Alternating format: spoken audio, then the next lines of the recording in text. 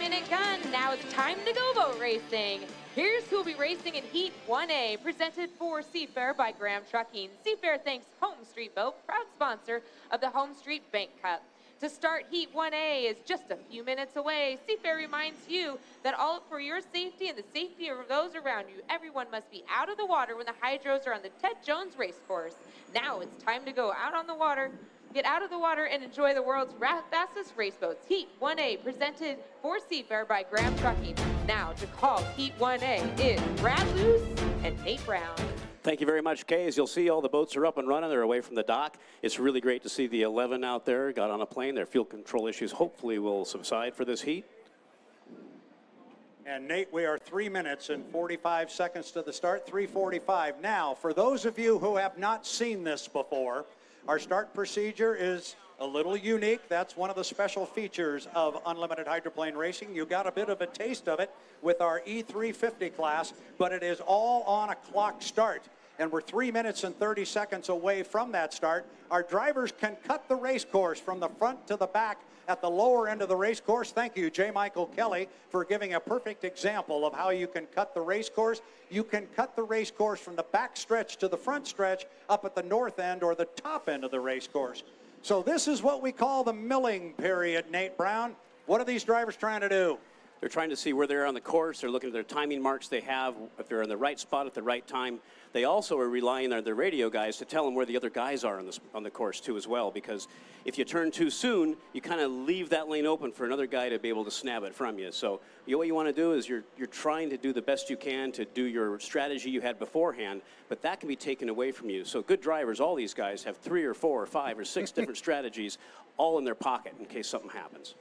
In other words, the best laid plans sometimes go awry. Let's take one more look at the boats that'll be here in our Heat 1A, presented for Seafair by Graham Trucking. The U11 J&Ds, presented by Reliable Diamond Tool. That is the bright chartreuse and carnival orange hydroplane. Halfway up the backstretch, it is driven by Jamie Nielsen. The all-white boat that is just now exiting the lower corner and starting up the backstretch, Delta Reel Track. Boat number 1, defending Seafair champion. That is Andrew Tate, who just cut the race course. That is J. Michael Kelly, and he put himself on the inside of Andrew Tate. That's a little bit of the maneuvering we see in the milling period. Nate, that's what you were talking about. Both those guys were smashing the gas or trying to get up to that 2 straightaway buoy thing, because J. Michael Kelly did not have a lane established until he passes 2 straightaway buoys. So the first buoy he passed, Andrew Tate could have dove right down in front of him. I mean, literally right in front of him, but he didn't need to because JMK had the throttle smashed and he got past the 2 straightaway buoys to establish that lane.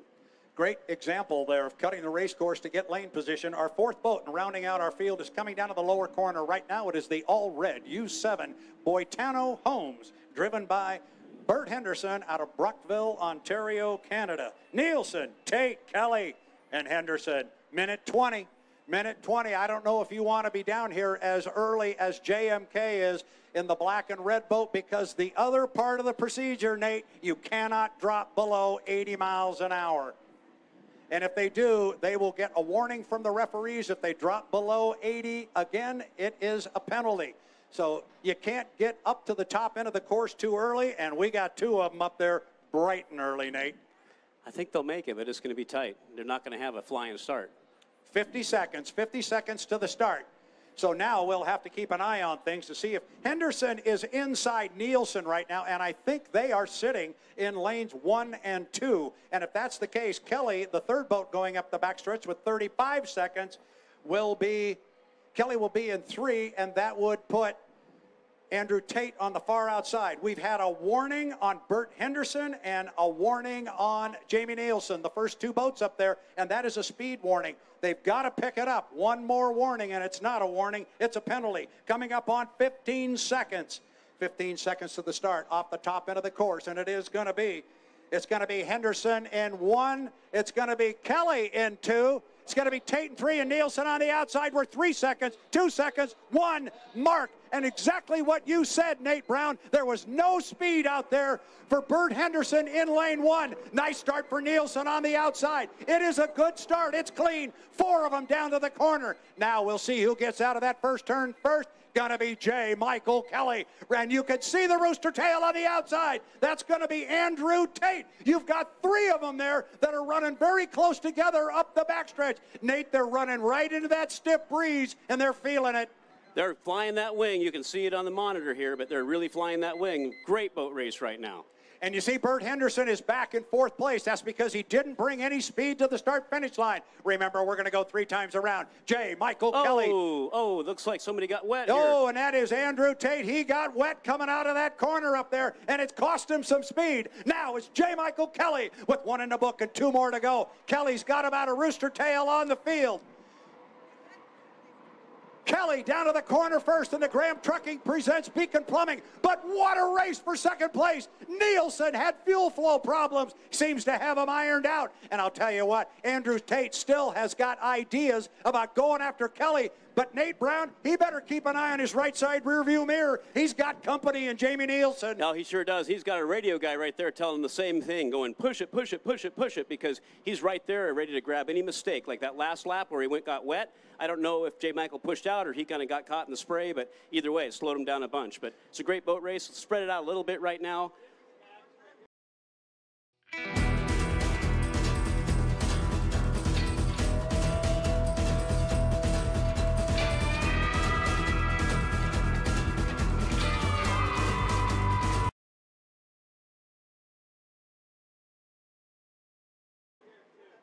And we do have from the officials a 1-minute warning on the boat in 4th place, the 7, Bert Henderson. It was an 80-mile-an-hour warning, and he got the penalty for doing it twice. That's what can happen when you get up there too early. Kelly down here on lap number 3. This is the final lap. We go 3 times around. Andrew Tate has recovered from taking that bath at the top end of the race course on lap number 1. And now it looks like Jamie Nielsen has said, all right, I'll take my 3rd place points and I'll come home in 3rd. But right now looking really strong. J. Michael Kelly, Nate, looking good up the backstretch. Yeah, he smashed the gas. It looks great. And I got to hand it to the 11 team, too. They're right in there as well. And he's settling back right now, saving the equipment. But he knows what he's got for a boat now. He knows what he has. Now he can go race his part. Absolutely. So coming off the top end of the race course, J. Michael Kelly's going to swing out a little bit wide. He will look to his right and to his left. He will see the checkered flag in any form of motorsports racing. That is the goal, is a checkered flag. J. Michael Kelly flies. The U12 Graham Trucking presents Beacon Plumbing, home of the first place finish unofficially in our Heat 1A. Andrew Tate will come home in 2nd place, driving the 1, the Delta Reel Track. And as you said, Nate, great news for Jamie Nielsen driving the 11, the J&Ds presented by Reliable Diamond Tool. Hopefully the fuel flow issue is in the rearview mirror, a solid 3rd place finish. Bert will come home in 4th with a 1-minute penalty for that double 80-mile-an-hour issue. And sometimes when you know you've got a bunch of fast guys, it's worth that gamble, because if the gamble doesn't pay off, you still have the same points as you had. If it does pay off, you're going to get a few more points. Well, I'll tell you what, J. Michael Kelly's got to be pretty happy. They got that new sponsorship on board, and just like that, voila, a 1st place finish and 400 points. Now, I said unofficial when they came across the start-finish line because the boats still have to go through tech inspection.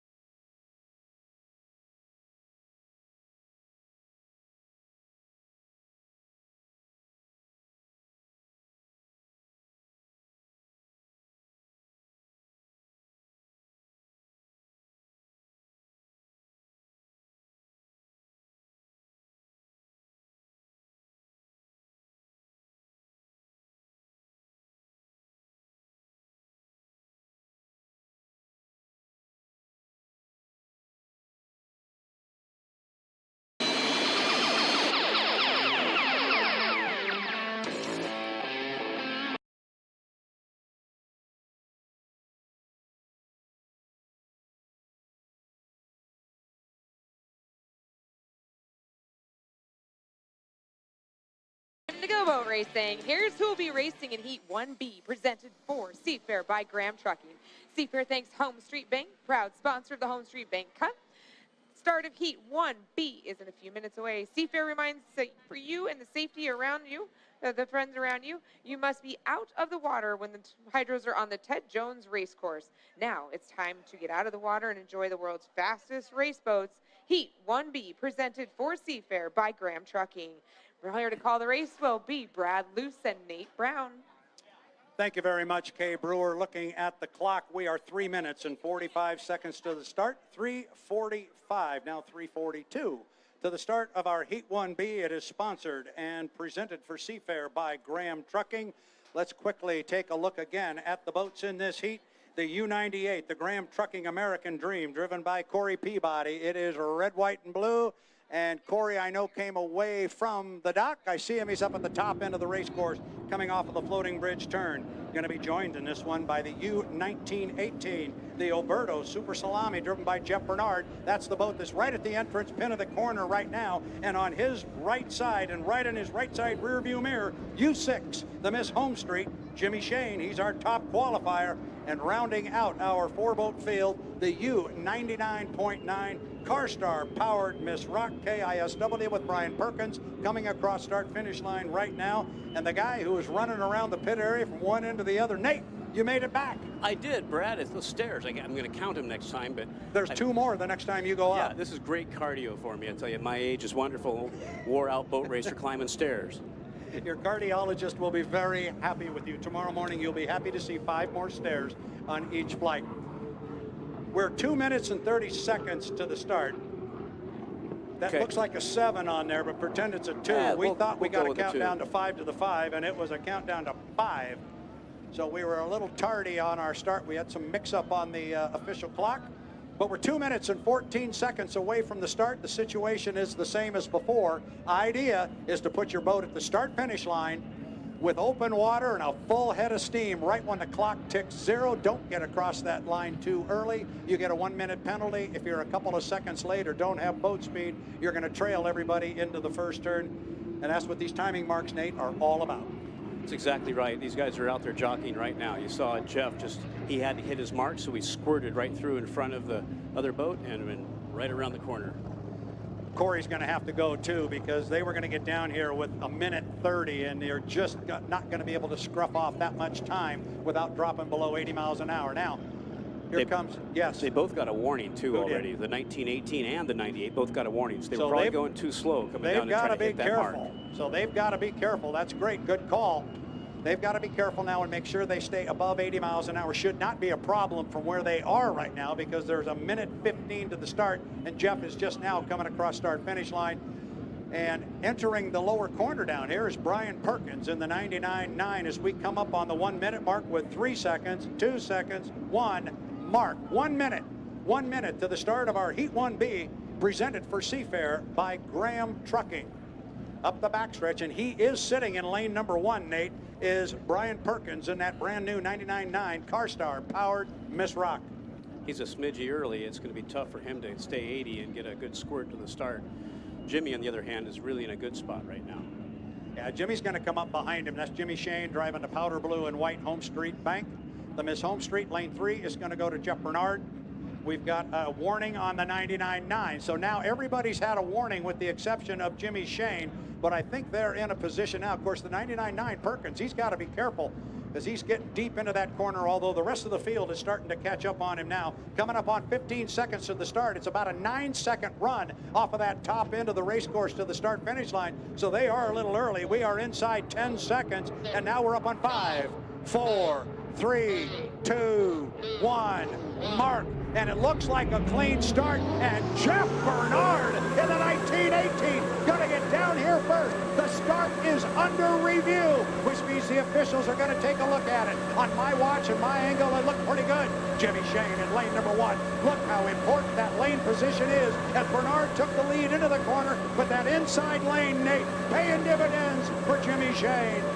The closer in, the less time to pace around the course, but I didn't think it was a good start. It looked like a couple of guys were either right on it or a little bit over it, so it'll be interesting to see what they come back with. All right, top end of the race course. We got a good two-boat duel. The two boats that are owned by the citizens of Madison, Indiana, are very close together at the top end of the race course. There's Shane. There's Bernard.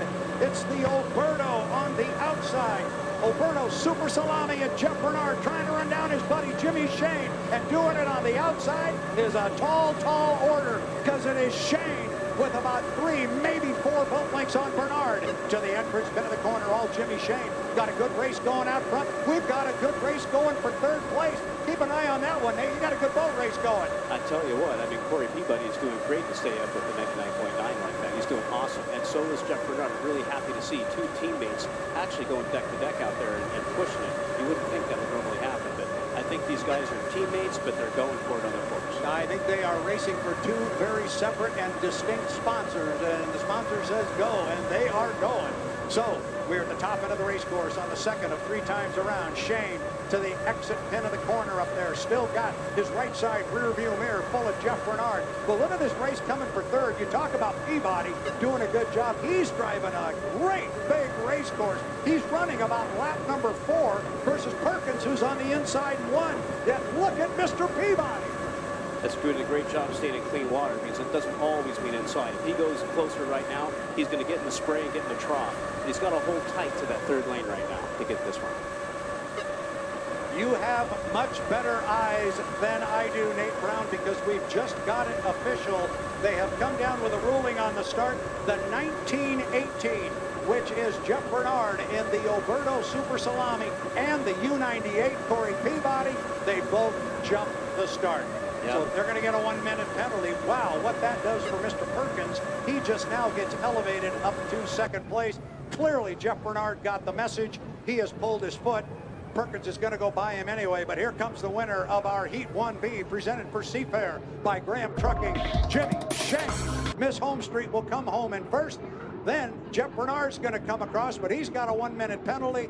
Hidden in the spray on the inside is his good old friend, Brian Perkins, driving the CarStar-powered Miss Rock. 4th place will go to Corey Peabody in the Graham Trucking American Dream.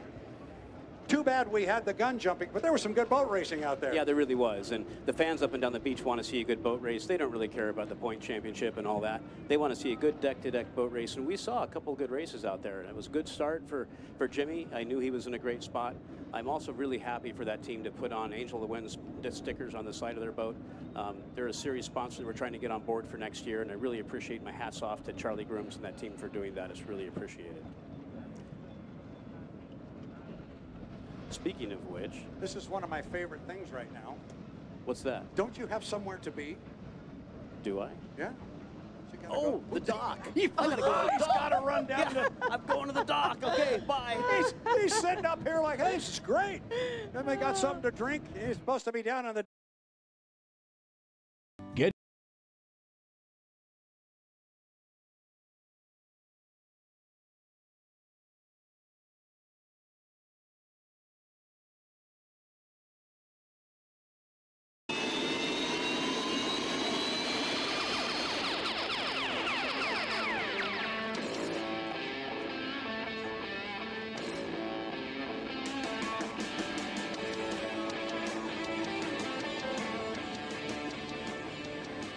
That's your 5-minute gun. Now it's time to go boat racing.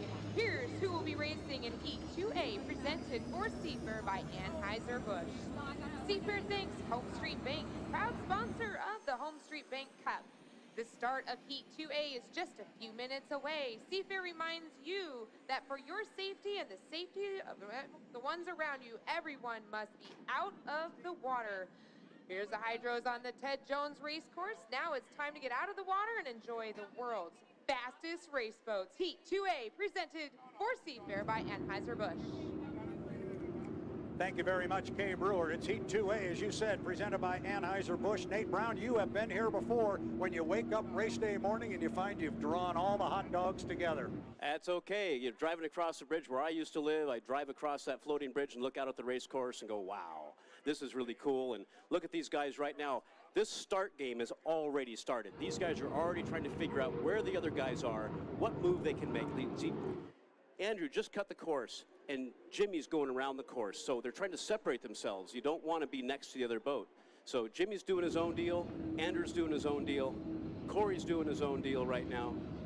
And so is J. Michael Kelly. JMK at the top of the course. I thought it was interesting. They went up the backstretch, and Andrew Tate cut the course from the back to the front, came down, cut it again, just as he was doing in the test session. He was running that big circle out there. So looking at the clock, Nate, we're 3 minutes and 5 seconds away from the start. If you're going to win a heat with this kind of competition, it's going to require an inside lane. Now look at this. Here comes Jimmy Shane across the race course. The exact same thing that Tate did to him the last time around. And now Jimmy Shane has got himself inside Andrew Tate. This is going to be fun. Yeah, but watch this. Andrew Tate's going to go behind him probably and cut the course again. There's plenty of time to do that. Let's see if he does it. And he is not going to do it. He's going to sneak up alongside. Yeah, a lot of games still to be played, because you said those guys don't want to be close together. Well, now they're tied together, and they're coming right up on J. Michael Kelly at 2:30. 2:30 to the start. Now we'll see how they line up coming up the backstretch there. I believe JMK will sit in 1. And look how close. Oh, we're looking at a monitor here. I'm not sure they didn't touch. And what it looks like is happening, it looks like Tate is trying to pin Jimmy up against J. Michael Kelly and not give him a lane, and now look what's happened to you. It's exactly what happened. He was trying to pin him and not let Jimmy Shane come up between boats. That got close. You may have to run down there and see if we got a little paint that got swapped on that one, Nate. Yeah, I don't know about paint, but right now that lane looked like it was taken away. From our vantage point, from my vantage point, that should have been an infraction, but whether or not it is or not, it'll be the official's call. So coming off the top end of the race course now with 1:43 until the start. The boat that I think that was clean and all that would have been the U12, the Graham Trucking presents Beacon Plumbing, and they're coming down with 1:30. I would expect nobody's going to cut the course now, because it's going to take them 1:30 to get all the way around this course and come back to start-finish line. So I think the lanes they're sitting in now are the ones that are going to stand. It is J. Michael Kelly sitting in lane 1. It is Andrew Tate sitting in 2. I'm going to assume Jimmy Shane will come up and assume lane number 3 with Corey Peabody on the outside. Timing marks critical. 1:10 at the entrance pin to this corner. That should be okay from a timing standpoint. Kelly in 1, Tate in 2, Shane in 3, Peabody on the outside, Nate 57 seconds. They all made it. Good score up. Now they got to sit there and time their mark to get a fly-in start. Jimmy Shane's holding back a little bit just to get his marks correct, because the only way he can compete on this thing now is to have a fly-in start in lane 3. Those two boats inside of him are fast, and he's got to be that much faster in lane 3. 40 seconds until the start. Remember, fans, we go 3 times around this 2-mile Ted Jones race course.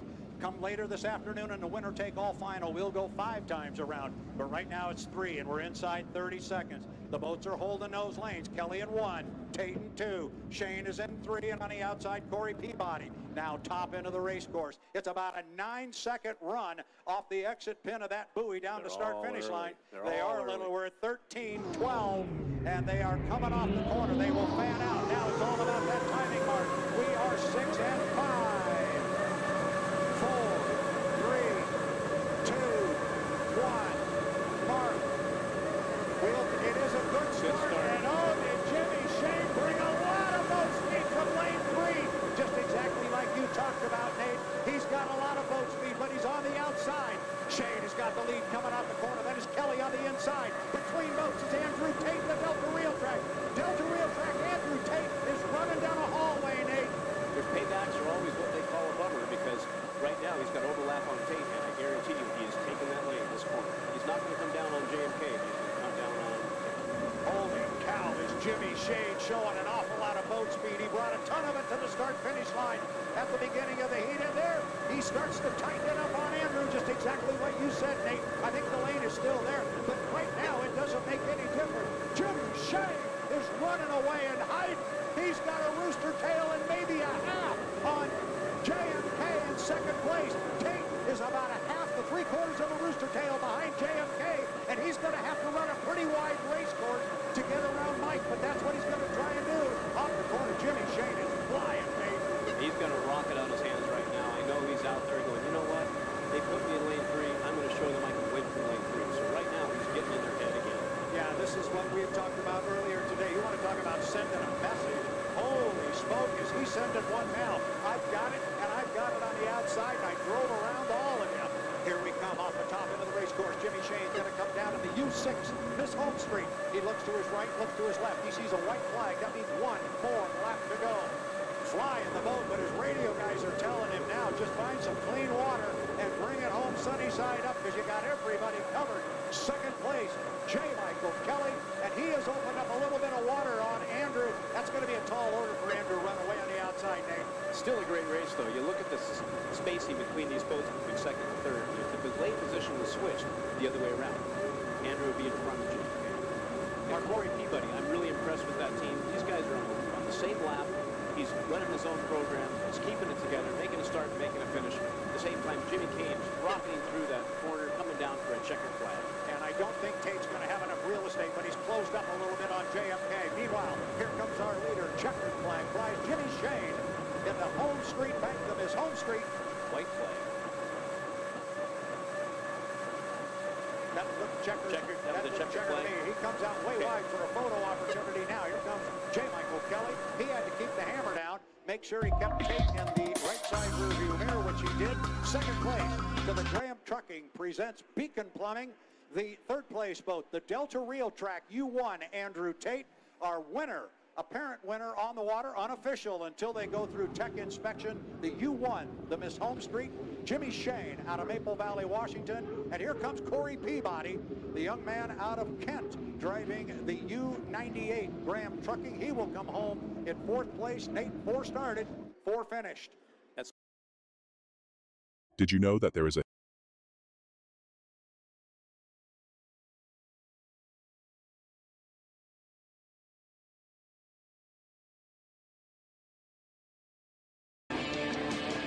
That's your 5-minute gun. Now it's time to go boat racing.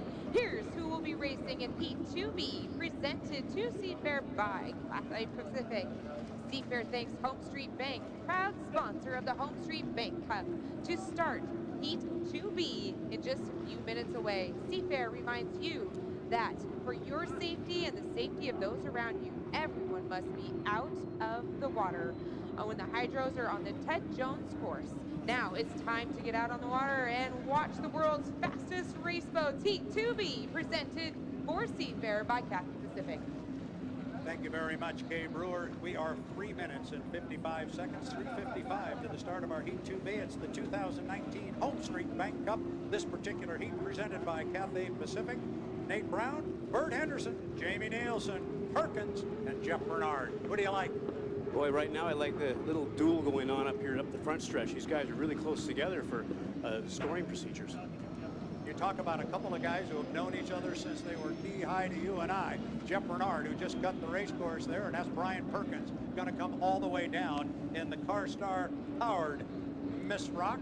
He will go to the bottom end of the race course. Jeff Bernard will cruise up the backstretch. Meanwhile, the predominantly red boat coming down the front straightaway here on the outside is Bert Henderson from Brockville, Ontario, Canada. And just behind him and to his left on the inside, Jamie Nielsen. And you know, I just love to say this, the Chartreuse of Carnival Orange, U11 J&Ds presented by Reliable Diamond Tool. I say keep an eye on Mr. Nielsen in this one. I think all these guys, you know, all these boats are so close together in qualifying speeds, so close together in testing speeds. This heat, of all the heats, get out of your chairs, come to the water's edge, watch this one. It's going to be a Donnybrook. It's a little bit slower than the guys we saw before, but the racing is going to be deck to deck and exciting. That's 3 cuts in a row for Jeff Bernard. He's been on the outside of Brian Perkins, and then Brian got on the inside of him, and now he's reversed it. So Jeff's going to go back to the inside, keep Brian on the outside. Lots of stuff going on here, and still lots of time, Nate. 2:20 till the start. Yeah, these guys down in the North Kern, they're almost in the right spot if they stay in that spot. The other guys are going to have to cut the course here, I think. If, you know, Perkins should cut the course in here and try to grab an inside lane if he wants it. I think you want to be down here at the entrance bend of this corner after 1 minute 10 seconds. Been watching these guys. The last heat, the guys got down here about 1 minute 5, and they all seem to have pretty good runs to the line. So if it plays out that way, if Jamie Nielsen can back it off here a little bit. They should have been going slow coming off the exit pin, like I was saying, because right now he's too early. He's going to get down here. It's still 1 minute 40 until the start. See if they want to try it. Can't go below 80. This is not a 5-liter. He can't park and start this thing. He's got to go 80. And he can't cut it now, so to put a loop in. So see if he doesn't go, and there he goes. He's going way wide, just like he did yesterday, but he's going to take Bert with him because they're both in the same boat, no pun intended, but they've got to go way deep in the corner to try and knock off some time. You got to like it, 1:15, where Jeff and Brian sit. That's Jeff Bernard on the inside in the 1918, the Alberto Super Salami. And then it is the 99.9 Carstar powered Miss Rock with Brian Perkins right behind him. 1 minute, Nate. 1 minute right now. Yeah, those guys are crawling going up the backstretch. Yeah, I don't know how. You know, honestly, Jeff Bernard is sitting in a good spot. He's going to be able to get a flying start lane 3, and these guys are going to be just left with an anchor out. Same thing that happened to them yesterday, and Jamie Nielsen went all the way up to the floating bridge. Now, that's a pun because he can't go that far, but he went all the way up against the outside course markers to burn clock, and he's going to have to do it again. Coming up on 30 seconds until the start. These guys are going to have to get these marks squared away. You've got to like the positioning of Jeff Bernard in lane 1 from a lane standpoint, but you've also got to like it from a timing standpoint. They're still early, though, Nate. It's just now inside 20 seconds. We're down to 15 to the start. Now they'll come off the top end of the course and square up and come down. In lane number 1, it's going to be Jeff Bernard. Then it's going to be Henderson in 2. Going to be Perkins in 3, and on the outside, Nielsen 2 seconds, 1 second, Mark. And we are racing here in our Heat 2B, presented by Cathay Pacific. The referee has said the start was good. So down in the lower corner, we'll see who gets in and out first. Got to get in and out clean. That's the first thing. First boat to turn the corner, Jeff Bernard, lane number 1, 1918. Alberto Specialty Meat Company, the Super Salami, has got the lead, but look at the speed on the outside. That is Nielsen that is on the outside. It is also Perkins. Nate, they are tightly bunched up the backstretch. Oh, yeah, and Bert's driving in a hole right now. He's going to get to this corner. It's going to get really white. That's why, despite the massive criminality and corruption of the Clintons, the Bidens, the Obamas,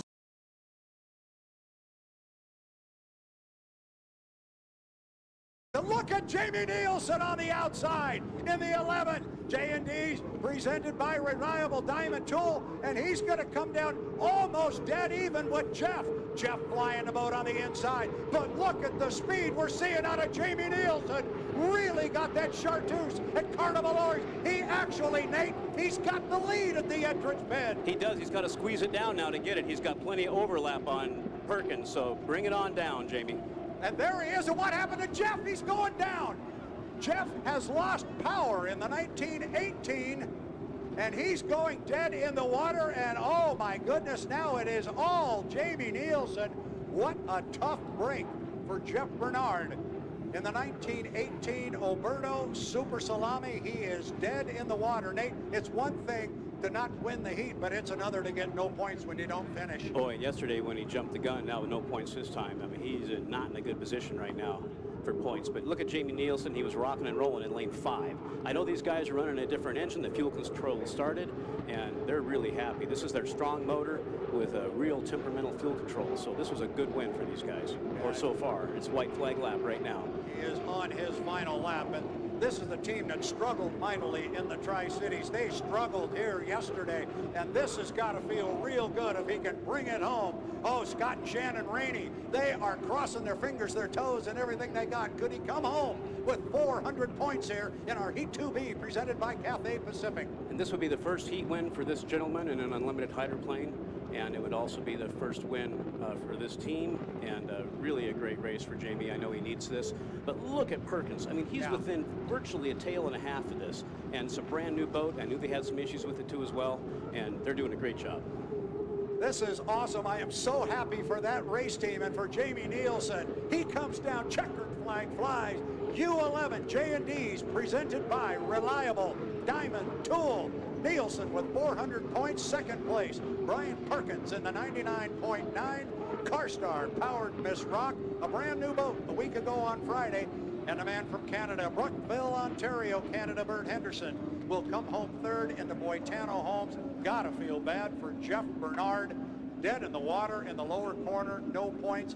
There's somebody else I'm really happy for this weekend. It is Nate Brown, because you get to go down there and talk to a very happy Jamie Nielsen. That was my way of reminding you, Nate. You forgot again. Yeah, I was just going to say that Bernard, you know, let's hope it's something they can fix easy. Because if it's something like a propeller or something like that, they're in a world of hurt.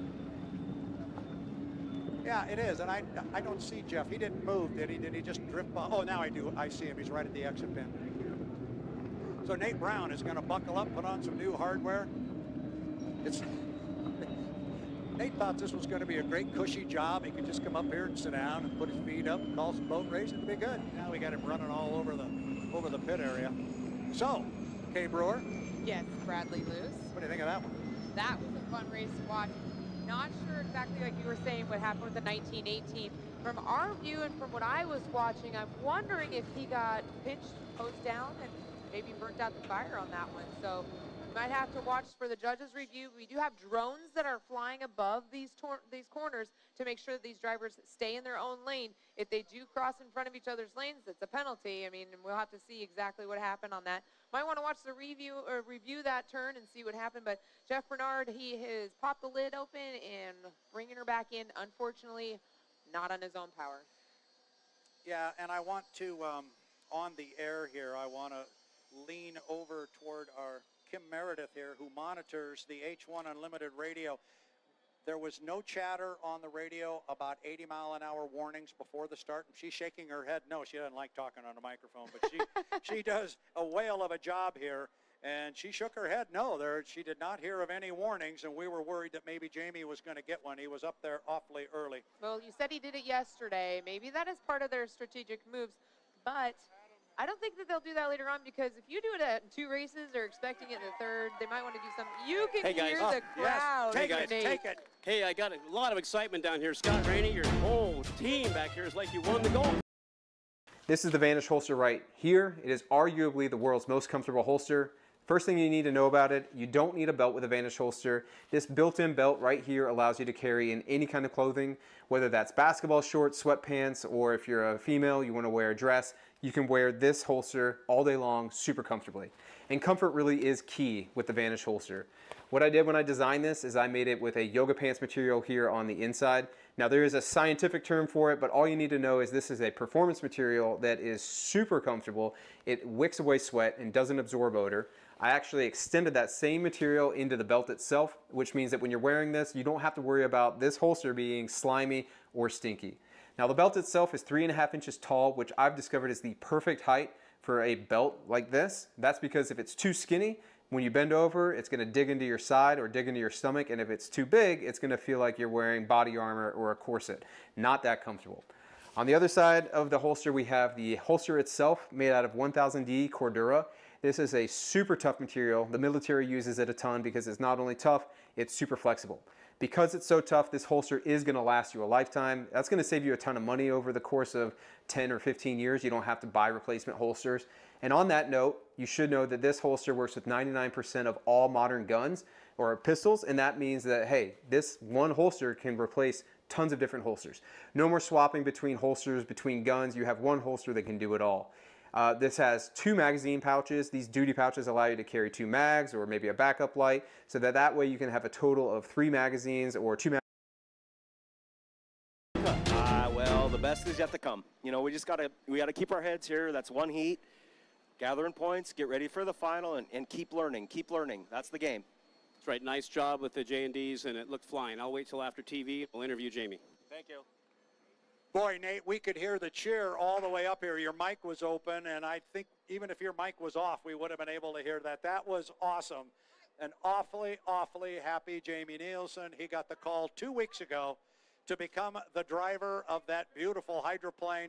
They struggled, as I mentioned, mightily in the Tri-Cities a week ago, and then to come here on race day morning in their first heat, get paired up with some stiff competition, and walk away with apparently what's going to be a first-place finish and 400 big points. Because, Kay, it's all about points. It is all about the points, and they want to collect as many points because they have to have. We don't Okay, guys, go. Hey, I got Perkins right here in front of me. Nice run, man. I mean, this is a new boat. You're working it out. You're really respectable. You're right in the rooster tails with these guys. Yeah, we're doing everything we can for the Car Star 99.9 rock boat, and you know, it's running really good. You know, We just need some more horsepower to run with the J&D's guys. Jamie just did just an awesome job. Hats off to him. Those guys really deserve it. But yeah, we're getting better. Hopefully we'll be up there at the final.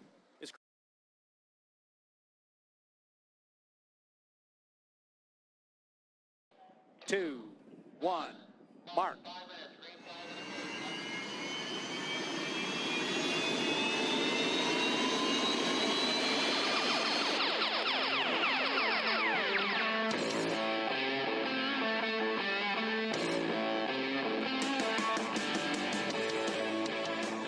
That's your 5-minute gun. Now it's time to go boat racing. Here's who will be racing in Heat 3A, presented for Seafair by Alberto Specialty Heat Meats. Seafair thanks Home Street Bank, proud sponsor of the Home Street Bank Cup.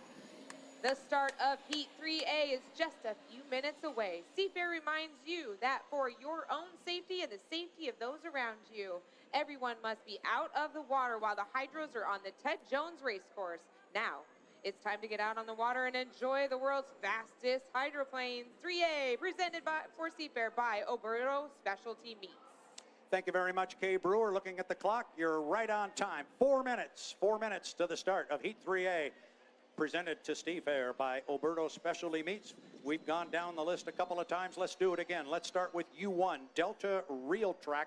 The driver, Andrew Tate, the predominantly white boat. It is just coming off the exit buoy of the corner on the south end of the race course and starting up the backstretch. It is trimmed in fluorescent orange and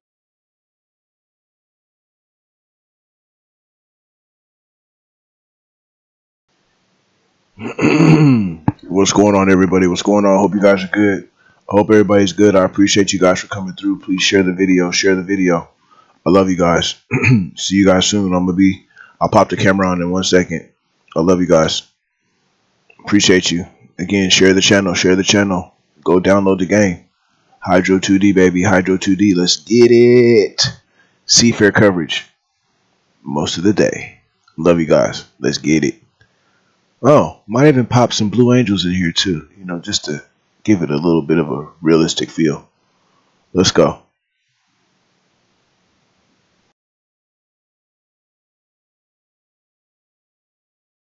the way down. Rounding out our field from Kent, Washington, Corey Peabody, driving the U-98, the red, white, and blue Graham Trucking American Dream. That boat is red, white, and blue. Where's Corey? Corey's about halfway up the backstretch right now in front of the log boom. So Peabody, Kelly, Shane, and Tate. Here we go again, Nate. See if we can keep them from bumping each other this time. Yeah, I'm looking at him right now. I don't see what's going on a whole lot here, except that Jimmy just kind of popped on the inside of Andrew, and see what happens coming up here. Is he going to get taken away again? Yeah, well, when he popped into that inside lane, the boat leaped out of the water on him. He had the nose about 5 or 6 feet out of the water, and now he's losing some power there. He might get a warning there. We'll monitor the radio. He dropped way down, Nate. Yeah, I think you're a little bit like that before you get a warning, and he did just fine on that one. He's just getting a mark. The corners, so these skid fins leave. If you look out there, if you're on the beach here, see the white caps in the corners? Those are all created by the skid fins. So they're just huge. They're like 1.5 feet deep rollers. 142 until the start, so we'll look for these guys to come off the top end of the race course and come right down the front straightaway. I think we're seeing J. Michael Kelly do some of that back and forth that we've seen him do here last year, and a lot of the guys have been doing on the race course. Saw Andrew Tate doing a lot of it last week, just going from an inside lane to an outside lane just to scruff off time, because they're going to get down here at 1:20. Yeah, no shenanigans this time. They're all kind of settling in. And you're going to have Jimmy Shane in lane 1. You're going to have J. Michael Kelly in lane 2, Andrew Tate in lane 3, and Corey Peabody in lane 4. Yep, and Andrew's going to hang back here. He is going to do as Kay Brewer was pointing out. He's going to try and hang behind everybody and get a rolling start to come down here to start-finish line, which will happen in 56 seconds. We're inside 1 minute to the start of Heat 3A, presented by Alberto Specialty Meats. So up the backstretch, once again, J. Michael Kelly driving the 12. The Graham Trucking presents Beacon Plumbing. He's in 1. Jimmy Shane in the Miss Home Street is in 2. It looks like Peabody is on the far outside, and Andrew is going to park in lane number 3 and have a lot of real estate to work with, Nate. He's going to do the same thing. He's going to try to get a rolling start on the outside and do what Jimmy Shane did the first heat.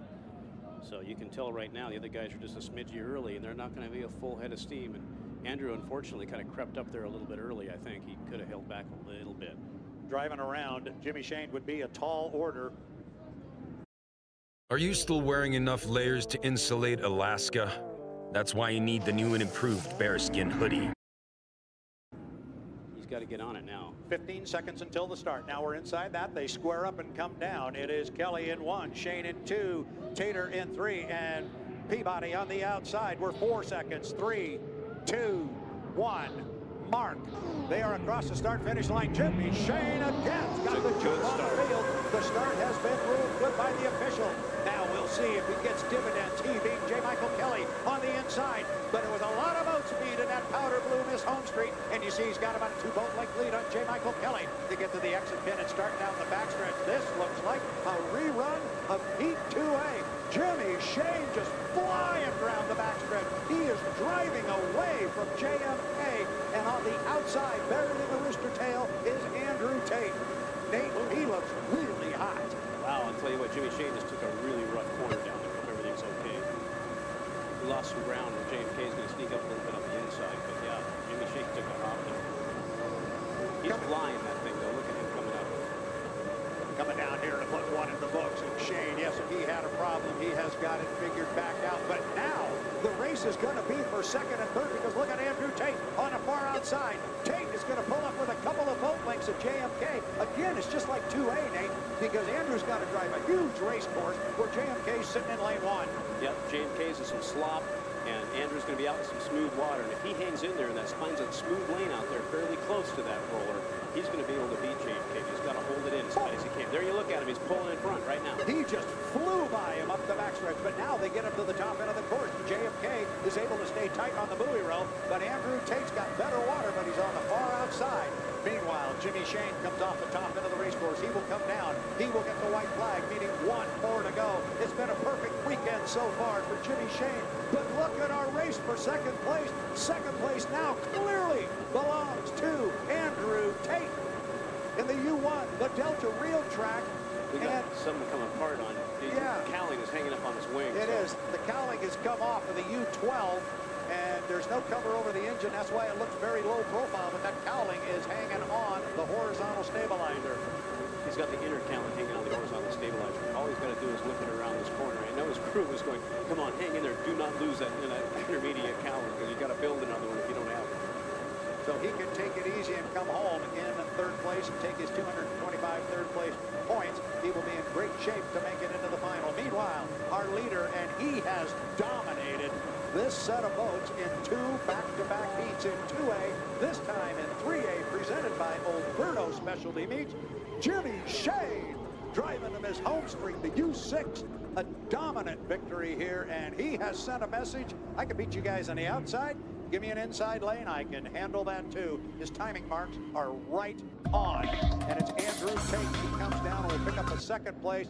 JMK, exactly as our Nate Brown said, they want him to just limp it back, and that is what he is doing. And it looks like he's going to bring the parts back.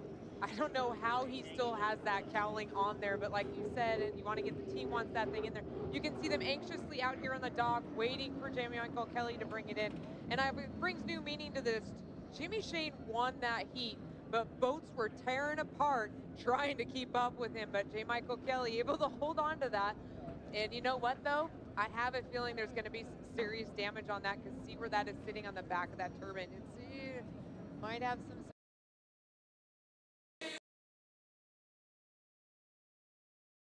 Presented by Reliable Diamond Tool and Jamie Nielsen. The U99.9 CarStar powered Miss Rock KISW Brian Perkins. Rounding out our 4-boat field, a guy who needs points, the U1918, the Alberto Super Salami, and Jeff Bernard.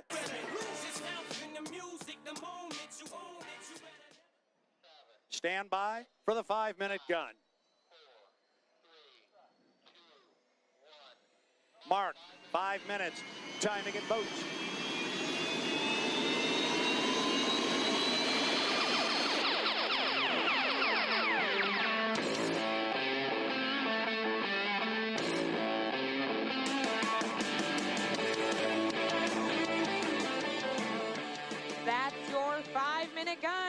it's time to go boat racing. Here's who will be racing in Heat 3B, presented for Seafair by Graham Trucking. Seafair thanks Home Street Bank, proud sponsor of the Home Street Bank Cup. The start of Heat 3B is just a few minutes away. Seafair reminds you that for your safety and the safety of those around you, everyone must be out of the water when the hydros are on the Ted Jones Racecourse. Now, it's time to get out of the water and enjoy the world's fastest race boats. Heat 3B, presented for Seafair by Graham Trucking. Once again, Kay Brewer, you finish. The clock strikes 4 minutes. 4 minutes to the start. A Heat 3B presented by Graham Trucking. Running down the boats one more time. The all-red boat. Where is Bert? Top end of the race course at the entrance pin to the north turn. Bert Henderson driving the predominantly red Boitano Homes. We've also got in this heat U11 J&D presented by Reliable Diamond Tool and Jamie Nielsen. That boat is right in front of the log boom entering the upper part of the race course in the north turn. And Nate, what color is that boat? Chartreuse and yellow, right? That's Carnival Orange. Come on. Carnival Orange, is that what it's called? Yes, Chartreuse and Carnival Orange. The U99.9 Carstar powered Miss Rock. KISW Brian Perkins. Where's Brian? He's coming down the front straightaway here, right behind Bert Henderson, and on his inside, there goes Brian cutting the race course. It's a predominantly white boat with black checkers on it. And then, as I said during the original lineup here, the guy who needs points, the U1918 Oberto Super Salami, and Jeff Bernard. Where is Jeffy? He's sitting down the north turn, cutting the north turn actually, and with 3 minutes left on the clock, he's got a minute and a half to put himself in a position for that inside lane. I could just going to say he's going to better get on that throttle, and he is. Here he comes. Now we'll see if he doesn't cut the course and say, you know, Jamie has showed me something, and there he goes. He's got to cut the course because Jamie was down here. He had set himself up. If he didn't, he'd be behind Jamie, and Jamie could control the course. Now he's in front of Jamie. He just has to pass 2 straightaway buoys to establish that lane, and then now he can control Jamie. I was a little bit surprised there to see Brian Perkins come all the way down. He's still fine on time at 2:23, but he's going to have to run a little harder than the rest of the guys. Where's Bert? Top end of the race course. He just cut the course. He's going to come down across start finish. Look for Bert to cut the race course from front to back. He can do so down at this end of the race course. See if he doesn't choose to make a left-hand turn about now. Bert, make me look good, will you? Not going to happen. There we go. Yep. He'd have to. 2 minutes. 2 minutes to the start. Heat 3B of the 2019 Home Street Bank Cup presented by Graham Trucking. There's already been a warning, Nate Brown, on Jeff Bernard in the U1918. They've told him to pick it up. Boy, that's unfortunate. He cannot do it again. He cannot afford a penalty here. He flat needs 400 points. They got 35 seconds to burn before that score-up buoy, and I think they'll be okay, but they can't drop below 80. Got to keep it up. He looks to be in pretty good shape right now. I would think they want to be down to this buoy down here at about 1:10 or after. Brian might be a little early because it's 1:19 right now.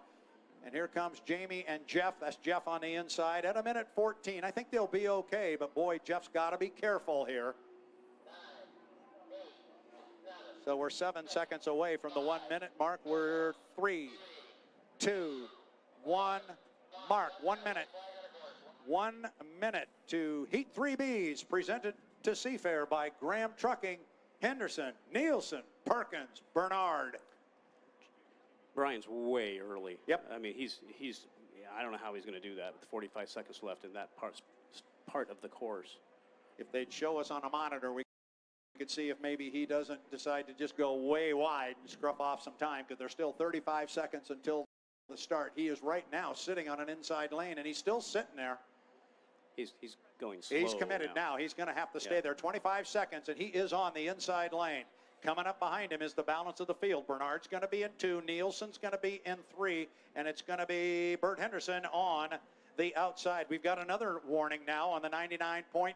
And not surprising that, he's crawling up to the start-finish line. We are inside 10 seconds. And we are now down to 5, 4, 3, 2, 1. Mark. Bert had ahead of steam. Unfortunately, both accelerate so fast. Start is under review, though, so we'll see what's going to happen there. It's going to be close. It did look close. 4 boats haul into the lower corner down there. It was Bert with a lot of boat speed on the outside, but now you see the advantage of being on an inside lane. You see the sun reflecting off that bright green of the Oh Boy Oberto. Running down the backstretch, that's the Oberto Super Salami. But look at Jamie Nielsen again. He is way out in lane number 3, but he is hauling up the backstretch, Nate. He sure is. He's in that tail. He can come off this north corner. You'll see him. But look at Brian Perkins holding his own on the inside lane there, too. Yeah, we're going to have a great race here for second place if it holds up. Nielsen with a great run in Heat 2B. He got a first place finish. The start has been ruled good. So the way they're running on the water is the way they are officially after the start. Bernard opened up almost a rooster tail. And now your second place boat, Jamie Nielsen. But he's doing it on the far outside. He's driving the daylights out of it, Nate. Got his hands full with Brian on that inside lane. He sure does. He's got to keep him in the mirror. He knows he's right there. And Jamie, he's got to push hard. He's got to pedal that thing as fast as he can because he needs second place points here. And that's a Donnybrook for second and third. Look at that. They're deck to deck going up that log boom stretch. Ladies and gentlemen, that's what it is all about in H1 Unlimited hydroplane racing. Hook a couple of boats up side by side. It's one of the better visuals you will get in all of sports. Jeff Bernard with a big lead, top end. He's got still a full rooster tail. And I'll tell you what, it is Perkins on the inside in second place, but he's going to start running through some sloppy water. Nielsen's running a bigger course, but he can go outside and have some better water, Nate.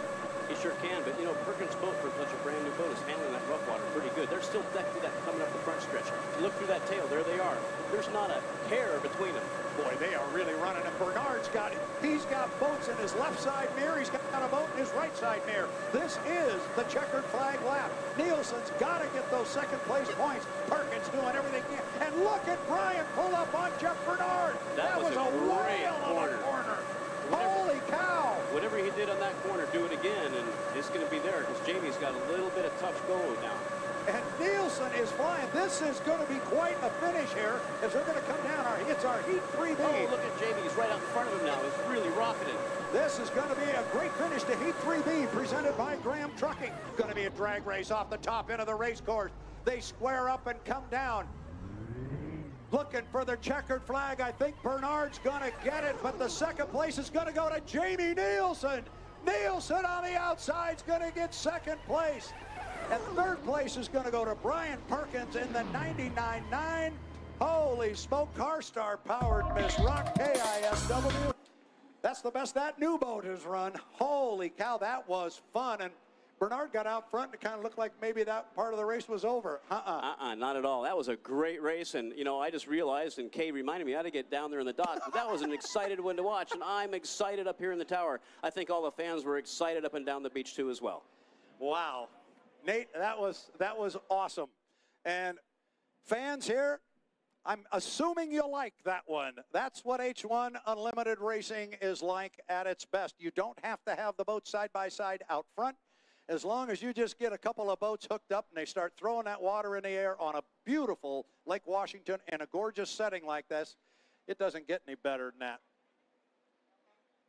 Let's go ahead and read our unofficial results here, Brad, on that last heat of Heat 3B. Well, I want to mention, first of all, that Boitano Homes, the U7, driven by Bert Henderson, did come home in fourth place. My apologies to Boitano Homes. You guys ran a good race. You had a whale of a start. The start for the 7, Boitano Homes, on the far outside, the bright red boat was so good that the officials put the start under review. They had to go back and re-rack the tape. As we're watching some footage here of Jamie Nielsen just flying the Chartreuse and Carnival Orange U11. And you know what? Jamie Nielsen got around Brian Perkins there on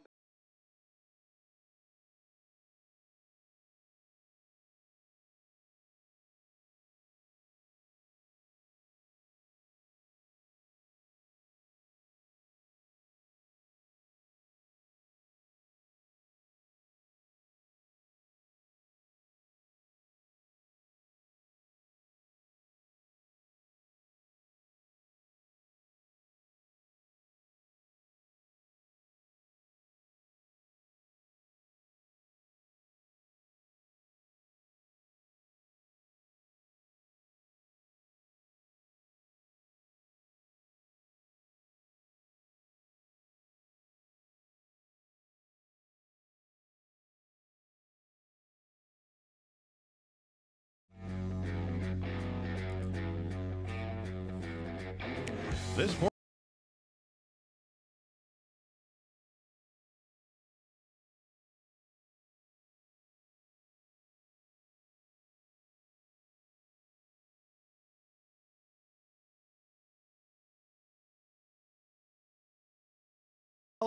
And of course, they've had to get some work done, before, after that last heat with the problem he had with the cowling. And Chip, you look at the lineup, and boy, it's all out right now. It's all out right now. You're looking at the Botano Homes cowling that fit perfectly on the Graham trucking boat. So Botano Homes as a sponsor has got to be pretty happy because their name is nice and prominent on a boat that's got a shot to win this. Yeah, it seems to match that boat pretty well too with the Reds. Mark, what can we expect in this final? The unexpected. And that's, Well that's said. not, that's not just a cheap comment.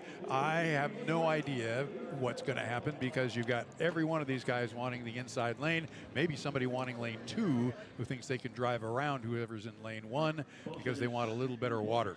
I think we're going to see something completely unexpected, and that is a Jamie Nielsen or Brian Perkins become a factor. I'm not saying they're going to go out now and win it, but those two boats have not been factors really ever. So I think you add those two to J. Michael Kelly, Andrew Tate, and Jimmy Shane, it could get nasty. When you talk about Nielsen and a guy like that, and we talk about what's better, the better boat, the better driver, both, is Nielsen kind of one of those guys right now who's swinging for the fence because there's not a lot riding? He's an up-and-comer, and I'm glad I don't have to race him. All right, we're just around the corner. We're going to see these boats actually get out there and get rocking and rolling as the Unlimited Final is just around the corner. Stay with us here. Seafair coverage on Kong TV continues after this.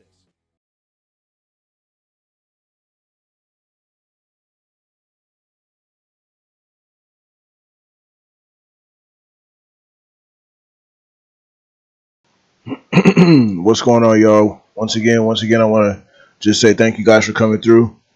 Lycoming Legends Volume 2. Lycoming Legends Volume 2. Footage of 2019 Seattle Seafair. 2019 Seafair. I am your humble host, Seattle Rick 206, a.k.a. That Boy Rick, a.k.a. they call him Slick, a.k.a. Hype Man Rick 206, a.k.a. 2D Hydroplane Game Rick, a.k.a. Rooster Tail Rick 206. I appreciate you guys, man. Please share the video. Share the video. Share the video. Go download the game, Hydro 2D. Hydro 2D, easy pick up and play. Very small download, doesn't take up too much space in your computer or your laptop. We have just released a 2-player mode. Go pick it up. Go get it now. I hope you guys are down to kick it with me most of the day because we putting some content up today, y'all. It's my last day off. We go to work for another 5 days and then we come back and do it again. But yeah, we definitely pushing this game, displaying this game. You never know. Looks like I might have a competition coming up with some mascots here in the future. Some of the Seattle sports team mascots might want to get down and battle. So, for the kiddos, anything for the kiddos, anything for the kids. Let's do it. Once again, Final Heat 2019 Seafair.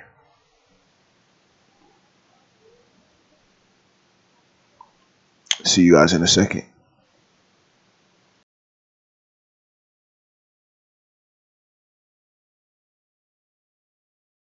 And Jimmy Shane winning all of the heats this weekend. Graham Trucking, we talked about the cowling and the damage they had to the boat in the last heats.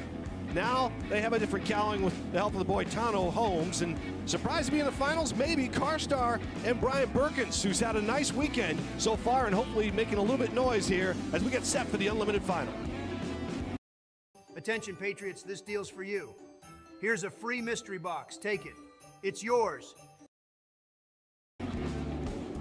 The 2019 Home Street Bank Cup for Seafair is sponsored by Home Street Bank, Seattle's community bank for nearly 100 years.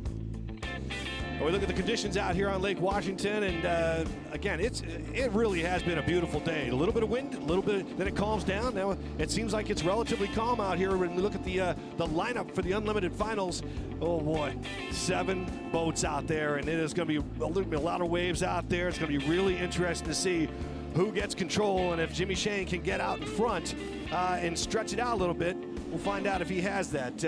Take a quick look at the drivers as we get to the 2:45 mark in this, get to the start and finish line. And Mark, take us through some of these guys. You look at the event and the guys that are in this lineup, and Jimmy Shane's pretty much had it going. Jimmy Shane wants to win it all. He wants to win it here on his home course for his home sponsor, the Home Street Bank, his home street, and they're going to go out gunning for a championship. Chip, J. Michael Kelly, and Graham Trucking. If I owned a boat, he's one of the guys I'd want to drive it. He's an animal. He can usually figure out a way to win. All right, let's go to Chris Egan in the pits. Chris. All right, Paul, thank you very much. Johnny Walker, part of J. Michael Kelly's pit crew. You guys have been busy. That was Asher Kelly all grown up. In an hour. Tell me about what went through. What basic? That picture was Asher Kelly all grown up. That's what that was. That wasn't J. Michael Kelly. That was Asher Kelly all grown up. The whole cowling. So what we did is we went out and borrowed another cowling from the 7 boys, and they came in and refitted it. Had about 8 guys up there. All the Graham Trucking guys are great. They're all skilled. They all know what they're doing. We replaced the canard and fitted the cowling, and we were done in about an hour and 30 minutes. Boats on the water. Boats on the water, ready to go. All right, Paul. They're ready to go. Paul, back to you. All right, thank you, Chris. Jamie Nielsen, Mark. Picked up a win earlier in a preliminary heat. He's going to stick his nose right in there in the J&Ds.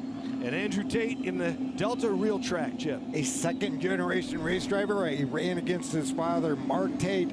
He's a very, very gifted driver, and he's very aggressive. Brian Perkins, maybe a little bit of surprise in this, huh, Mark? Well, he's getting more and more comfortable with his boat. It's a brand new boat from last week. It was the first time it raced, and he had some real good times in his earlier heats. And Jeff Bernard had a little success, too. He's coming in with a little momentum in the Alberto. And he's super aggressive. He'll stick it in there.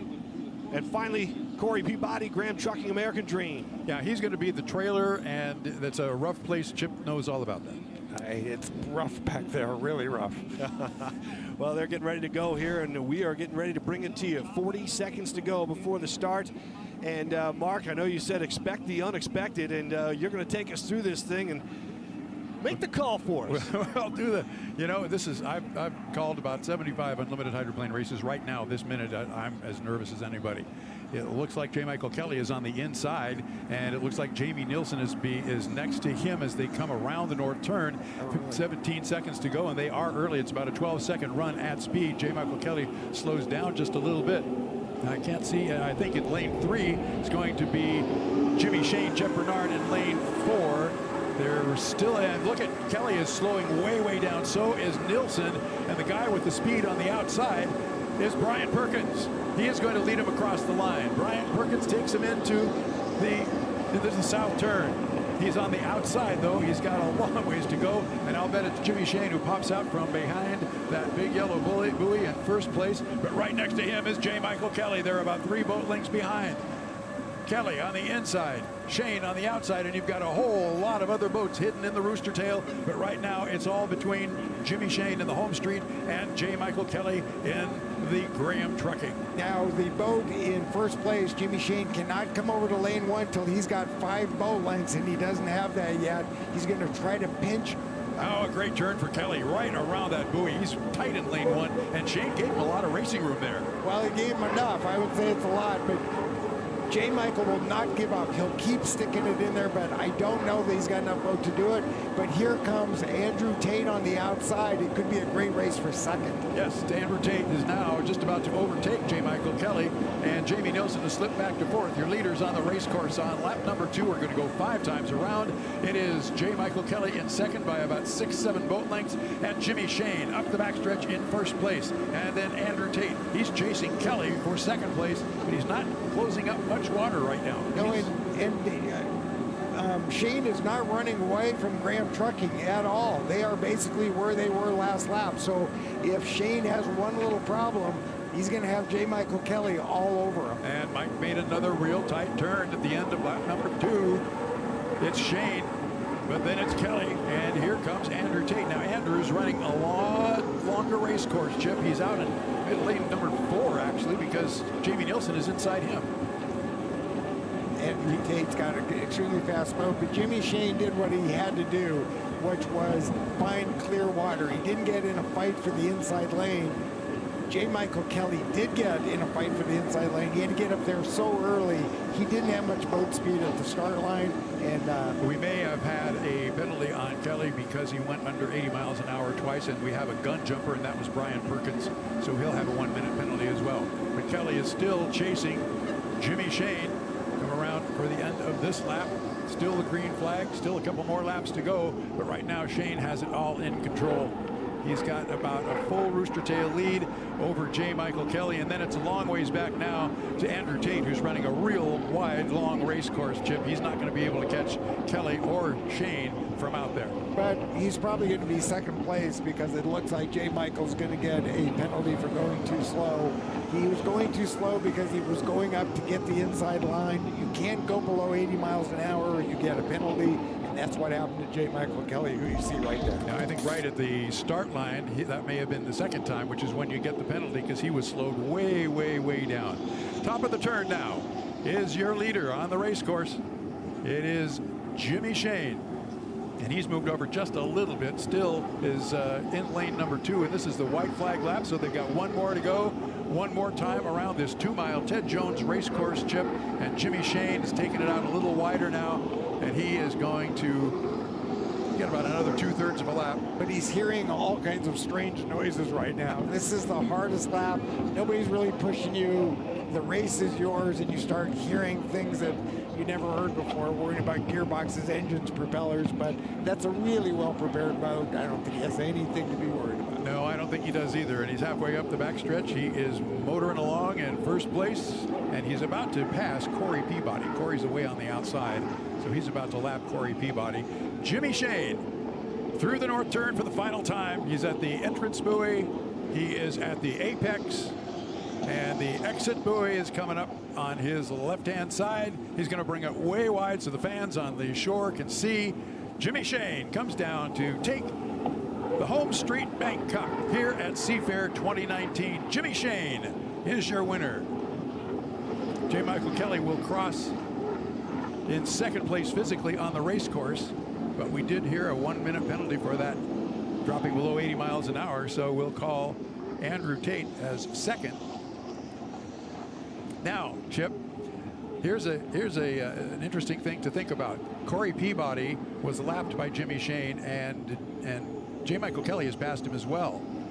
If Kelly can finish and make up that 1-minute penalty, he could end up 4th or so, 5th. And that's but important. I don't think he's not doing that. He's going really slow. And that's important for national points, but I don't think that's what he's thinking about right now. I think he's hugely disappointed.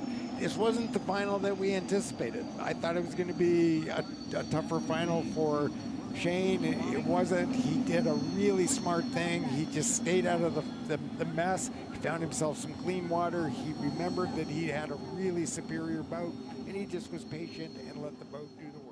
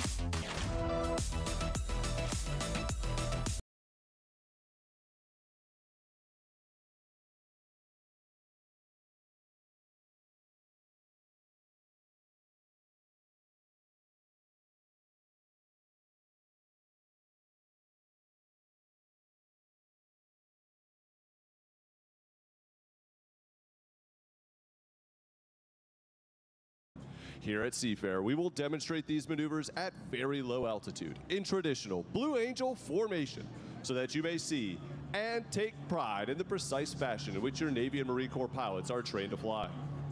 Having completed their takeoff maneuvers at Boeing Field, the 6 demonstration pilots have rendezvoused into the Blue Angel Delta.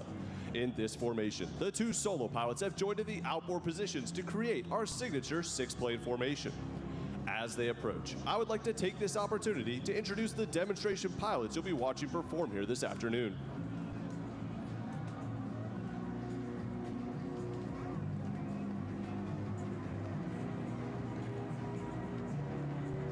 Ladies and gentlemen, Flying Blue Angel number 1, the commanding officer and flight leader of the Blue Angels from Fargo, North Dakota, Captain Brian Kesselring.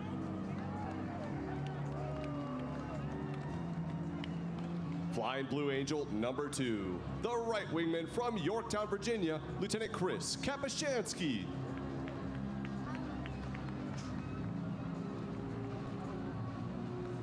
Flying Blue Angel number 3, the left wingman from San Francisco, California, Lieutenant Scott Goosens.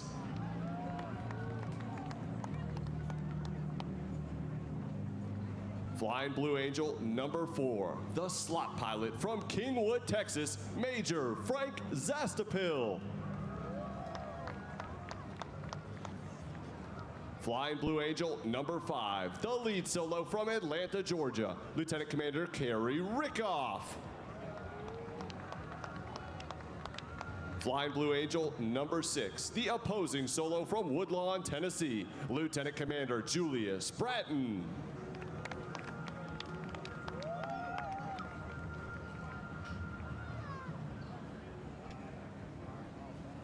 As the Delta approaches, you should get a good look at the entire Blue Angel formation prior to the individual diamond and solo maneuvering.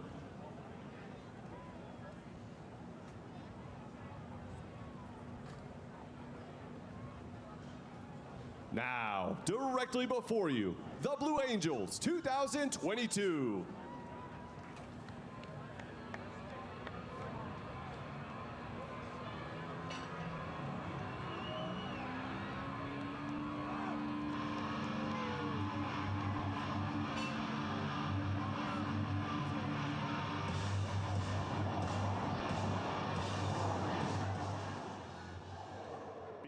Spectator area, Blue Angels 5 and 6 are accelerating to 400 miles per hour and pulling back towards the show line. To the left and right, the 2 solo pilots have turned on their smoke as they approach for the first of their opposing maneuvers. Ladies and gentlemen, the opposing 360 pass.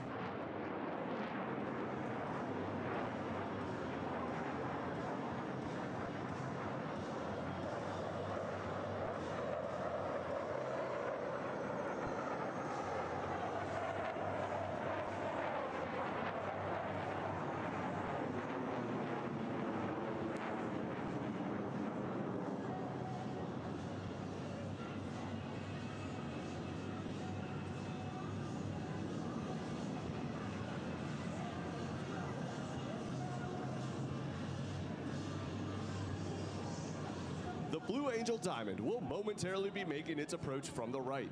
In relatively slow speed flight, they will give you an opportunity to get a close look at the precision flying that produces the 18-inch wingtip to canopy separation between these 4 aircraft. From the right, the Blue Angel Diamond.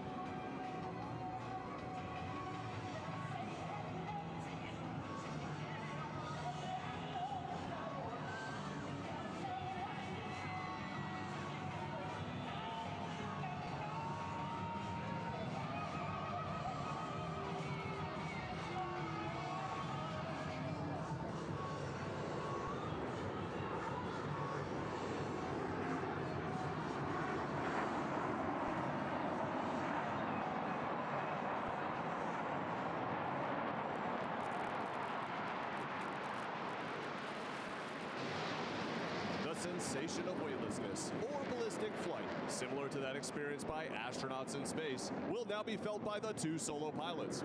Approaching center point, Lieutenant Commander Rickoff and Lieutenant Commander Bratton will roll their aircraft to 90 degrees angle of bank and push forward on the stick as they perform the opposing knife edge pass.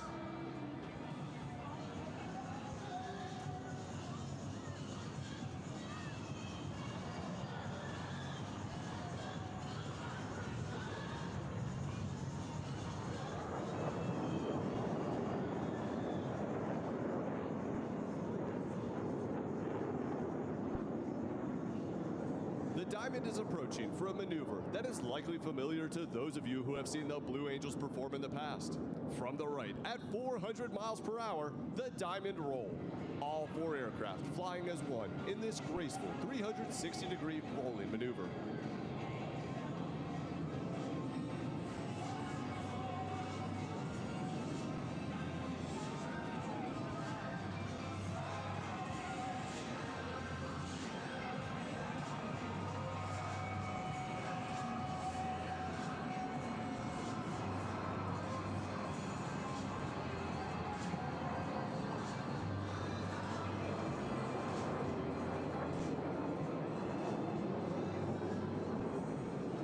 The 2 solo pilots will next demonstrate the inverted flight capability of the F-18.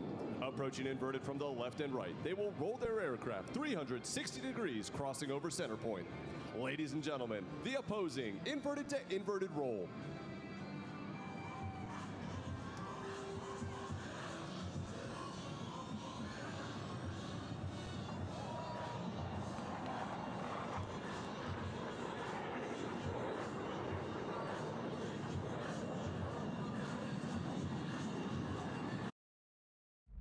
How do you take 20,000 children in the middle of New York?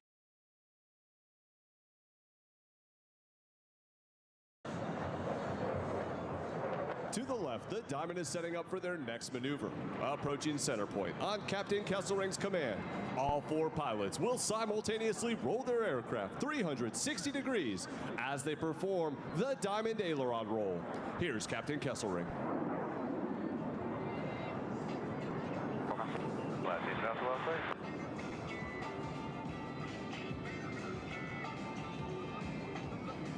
Little pulse. Ready, headed.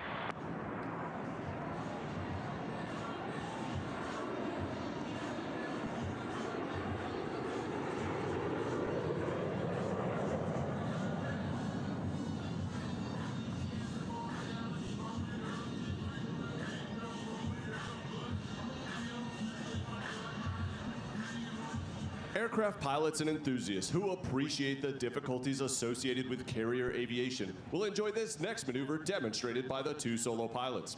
To the right, Lieutenant Commander Rickoff and Lieutenant Commander Bratton will establish a mirror image formation. However, look closely as both aircraft are in the carrier landing configuration as they approach for a maneuver we call the Fordus.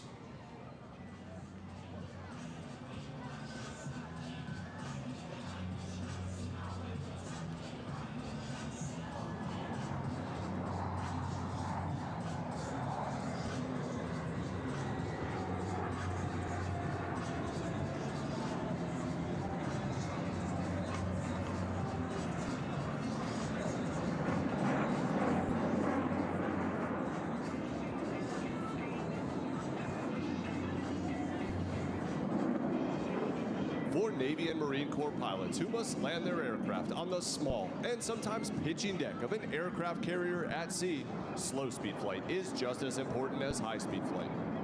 In order to demonstrate the dirty, slow-speed handling characteristics of the F-18, Captain Kesselring has called for the extension of the landing gear and tail hooks by the 4 Diamond pilots as they execute a maneuver performed by no other jet demonstration team in the world today. From the left, the Diamond Dirty Loop.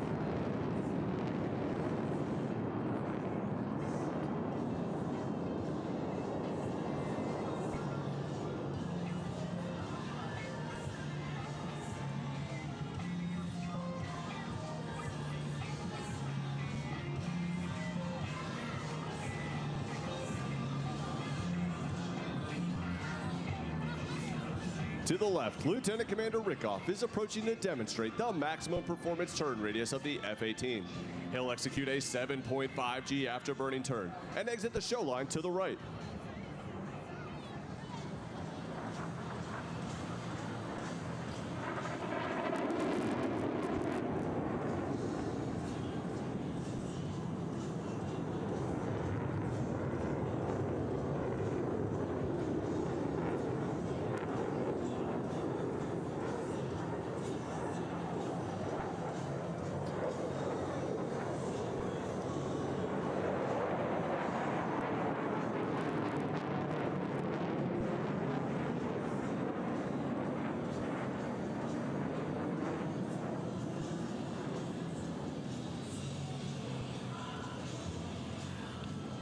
As the Fort Diamond pilots approach once again, you should notice two significant modifications. While the wingmen, Lieutenant Kapushansky and Lieutenant Goosens, maintain minimum wingtip to canopy separation, the flight leader and slot pilot are both in the inverted position.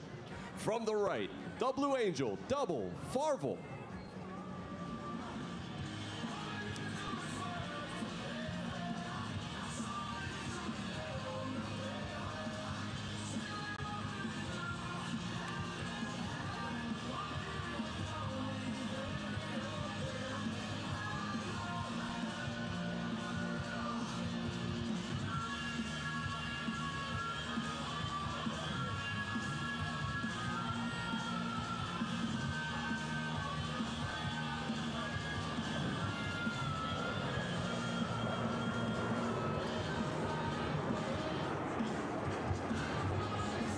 From behind the spectator area, Blue Angels 5 and 6 are approaching the show line at 400 miles per hour.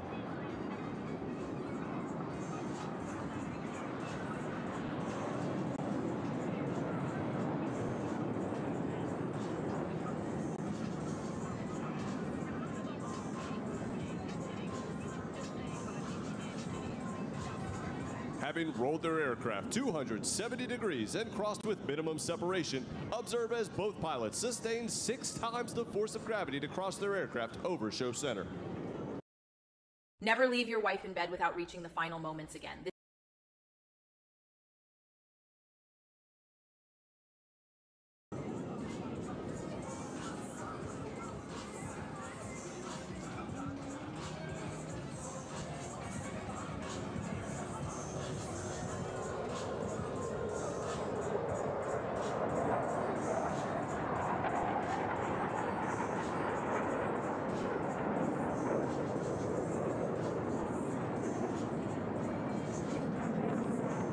Fort Diamond pilots are now stacked down and aft on a 45-degree bearing line to establish a right echelon formation. From the right, at 378 miles per hour, the Blue Angel Echelon Parade.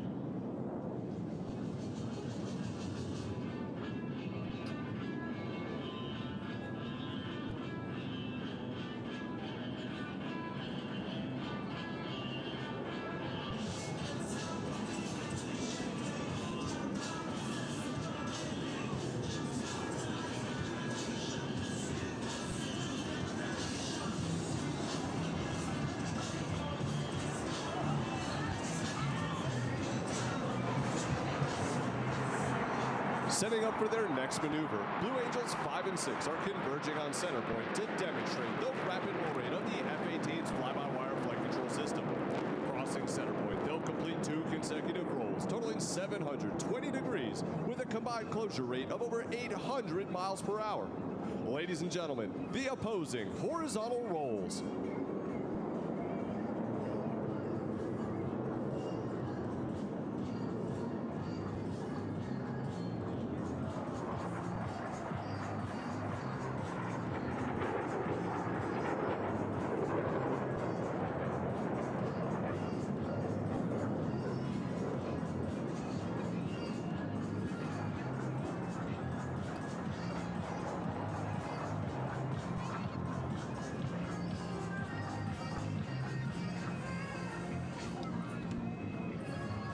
To the left, the 4 Diamond pilots have established a left echelon formation.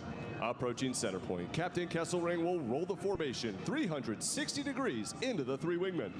Over the top, the 4 Diamond pilots will showcase their precision formation flying as they make a subtle modification while in the inverted position. Ladies and gentlemen, the Blue Angel changeover roll.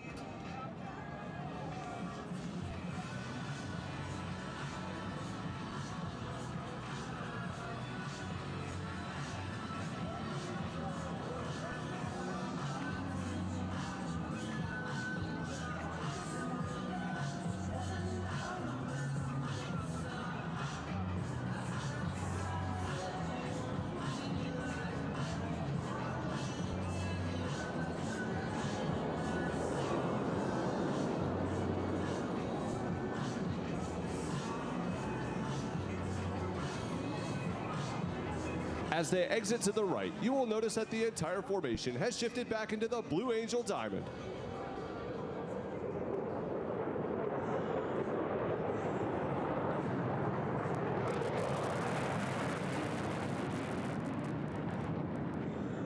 Now that Blue Angels 5 and 6 have your attention, you have seen firsthand the ability of a tactical aircraft at high speed to sneak into a target area virtually undetected. Lieutenant Commander Bratton will complete the maneuver with a series of vertical rolls, while Lieutenant Commander Rickoff completes his rendezvous with the Diamond to the right.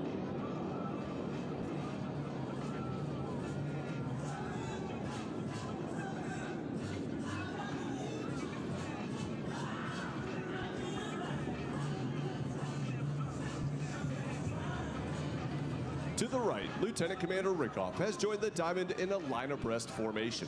Still maintaining minimum separation, the pilots must now align themselves by looking 90 degrees from their flight path towards Captain Kesselring's aircraft. They'll climb up through vertical, under heavy G, as they perform the very difficult 5-plane line abreast loop.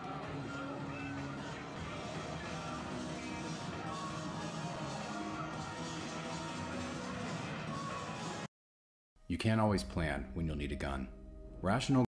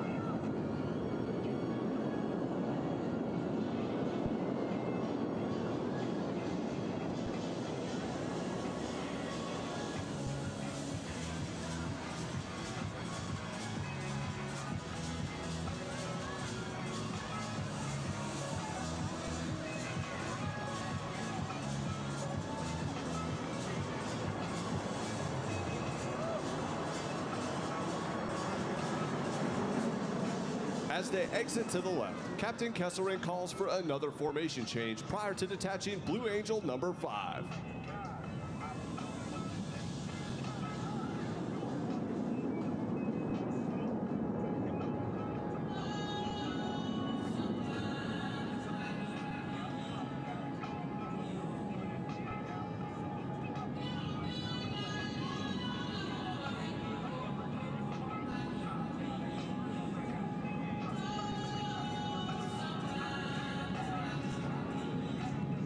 You have seen several flight profiles of the F-18. The 2 solo pilots will next demonstrate precision roll rate control. Approaching center point, they will roll their aircraft 360 degrees, pausing after each 90 degrees of rotation, crossing center point in the inverted position. Ladies and gentlemen, the opposing 4-point hesitation roll.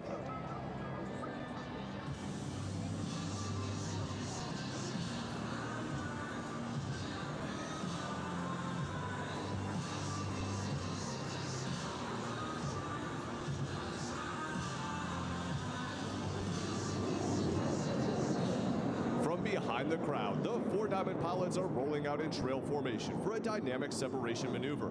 Crossing center point, they'll climb up through vertical and smoothly shift back into the Blue Angel Diamond.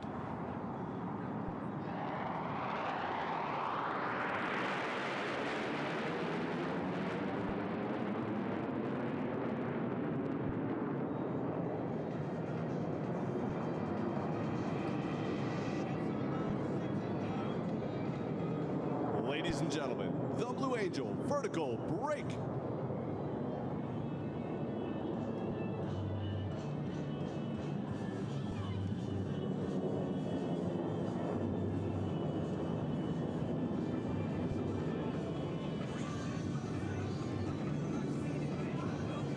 Lieutenant Commander Rickoff and Lieutenant Commander Breton are approaching to demonstrate the impressive pitch rate of the F-18. Crossing center point, they'll execute a maximum performance climb with a split S reversal, bringing their aircraft back over show center.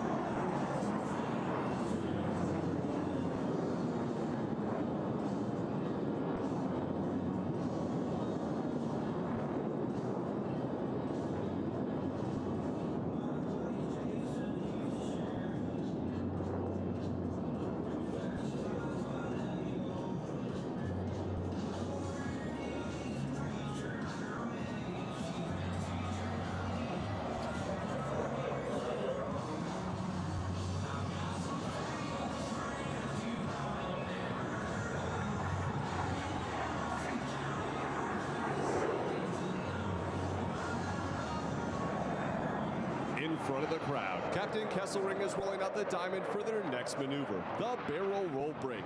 He'll pull up through vertical, roll the formation 90 degrees, and perform a split S, finishing with a dynamic separation maneuver.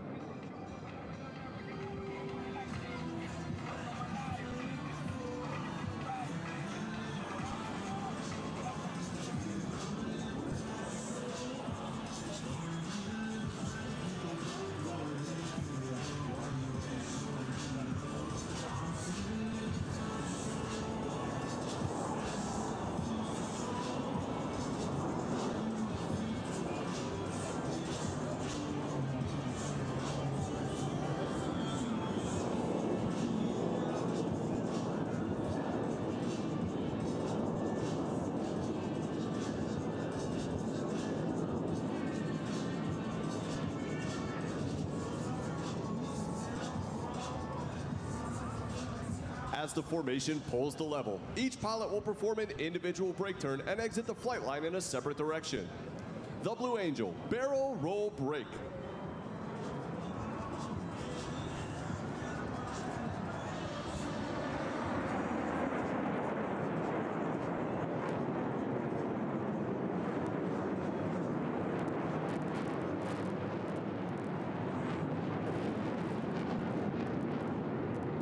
To the right, the two solo pilots are making their approach to the show line.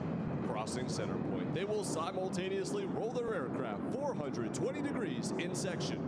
Ladies and gentlemen, the double tuckover roll.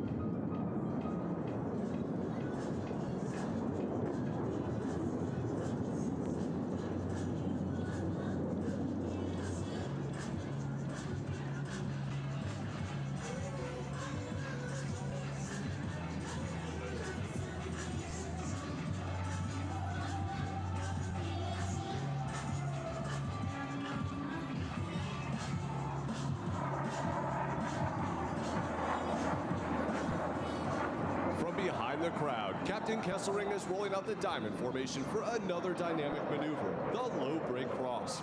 Approaching center point, each pilot will perform an individual brake turn and exit the flight line in a separate direction.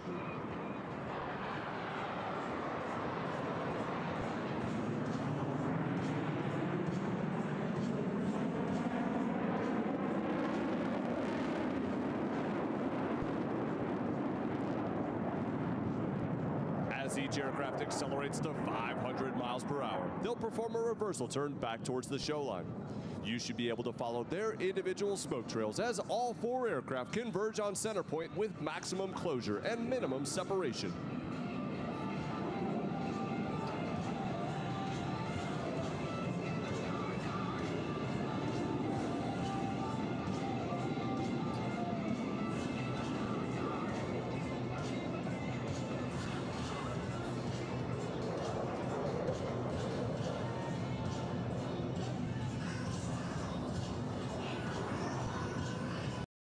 recordings just got better. Hey, it's Dave.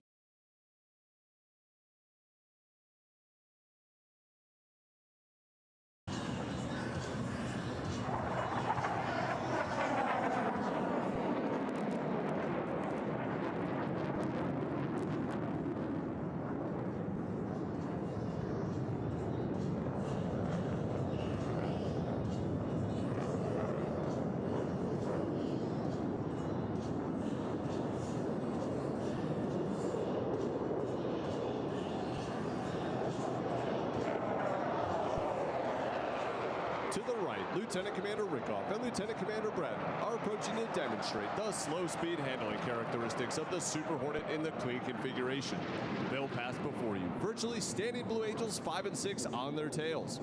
At less than 120 miles per hour, the fly-by-wire flight controls provide the slow speed handling that sets the Super Hornet apart in the air-to-air combat arena. Ladies and gentlemen, the Section High Alpha Pass.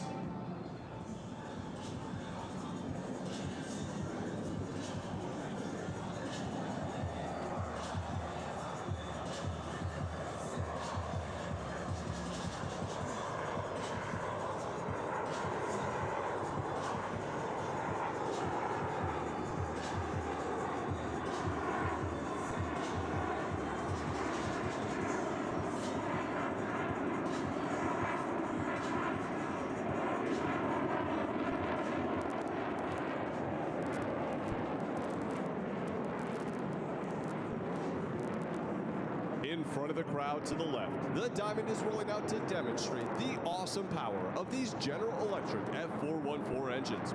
Let's listen as Captain Kesselring calls for the selection of afterburner by the 4 Diamond pilots.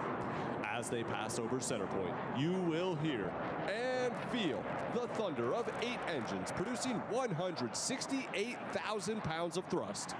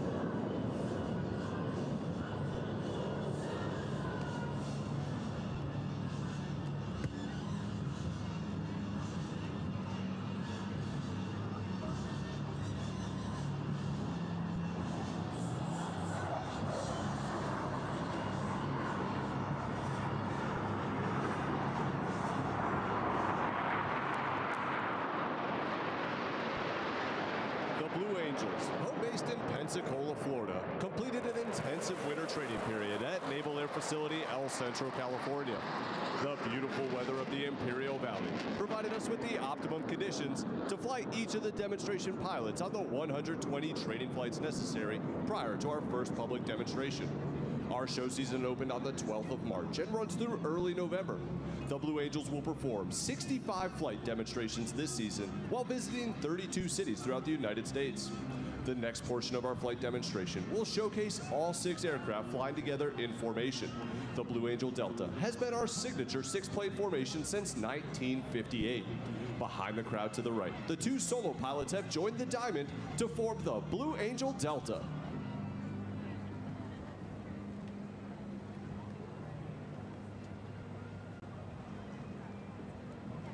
From the right, at 400 miles per hour, the Delta roll. All 5 wingmen maintaining position as they roll 360 degrees over center point.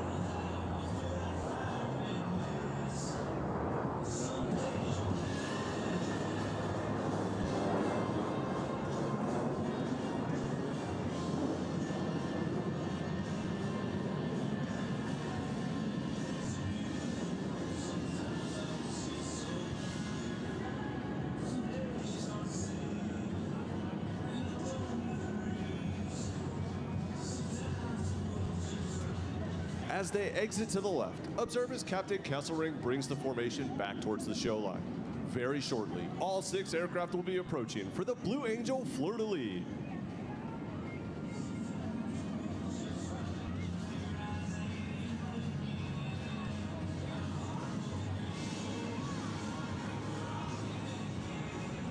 In an aerial salute to our forward deployed forces, all 6 aircraft will separate, perform individual 360-degree rolls, and the 4 Diamond pilots will rendezvous through a looping maneuver. From the left at 450 miles per hour, the Blue Angel fleur-de-lis. Let's listen in.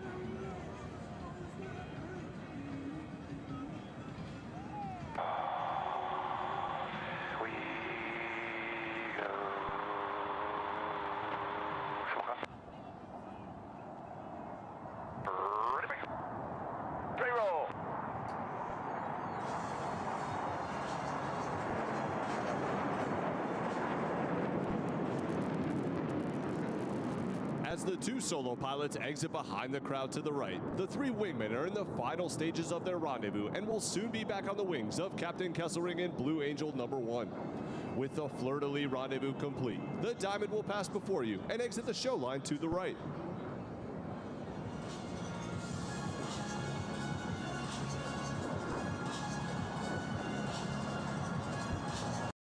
Don't buy another lottery ticket before you see this.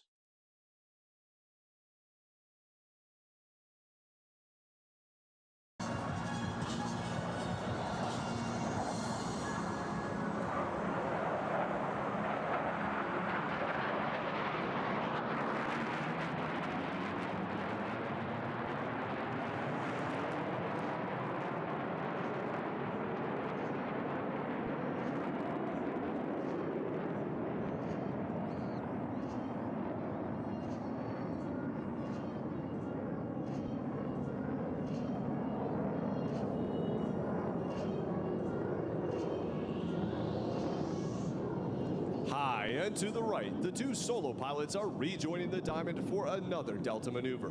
As they rendezvous, observe as Captain Kesselring executes a reversal turn, rolling out the formation for the Delta loop break cross.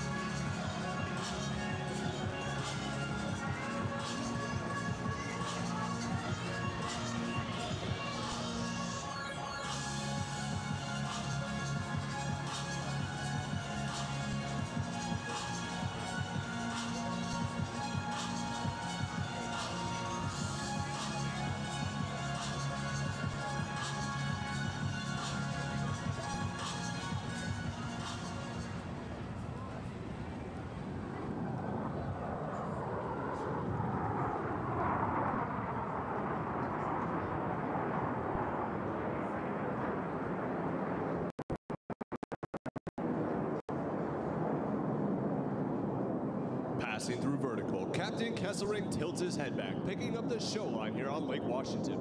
Over the top, he's floating the formation to place them directly over show center. Now, watch closely as Captain Kesselring calls, smoke on, ready break.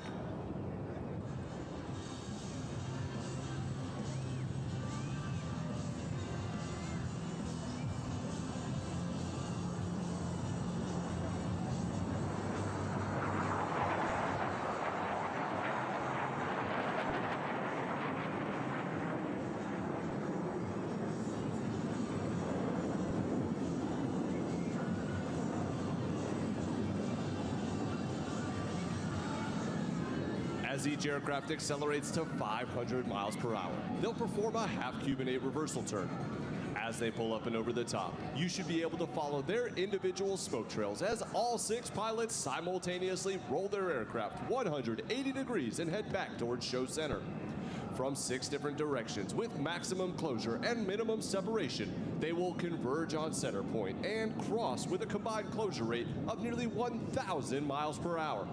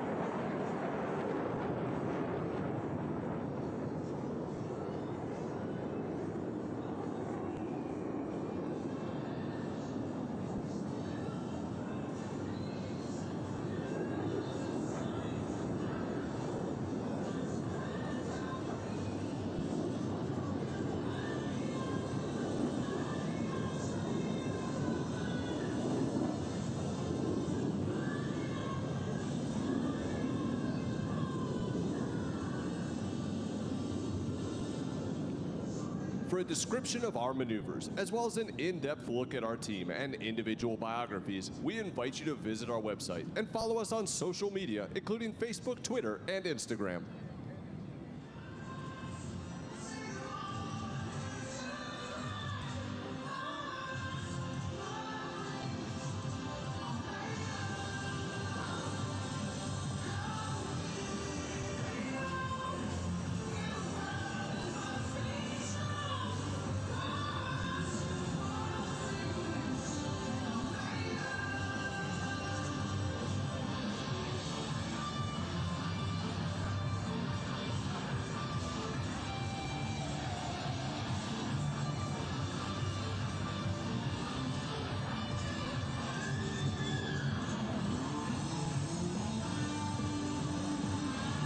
In front of the crowd, the Delta's making their approach to the show line.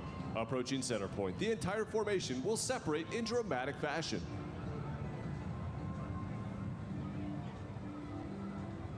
Ladies and gentlemen, the Blue Angel Delta Breakout.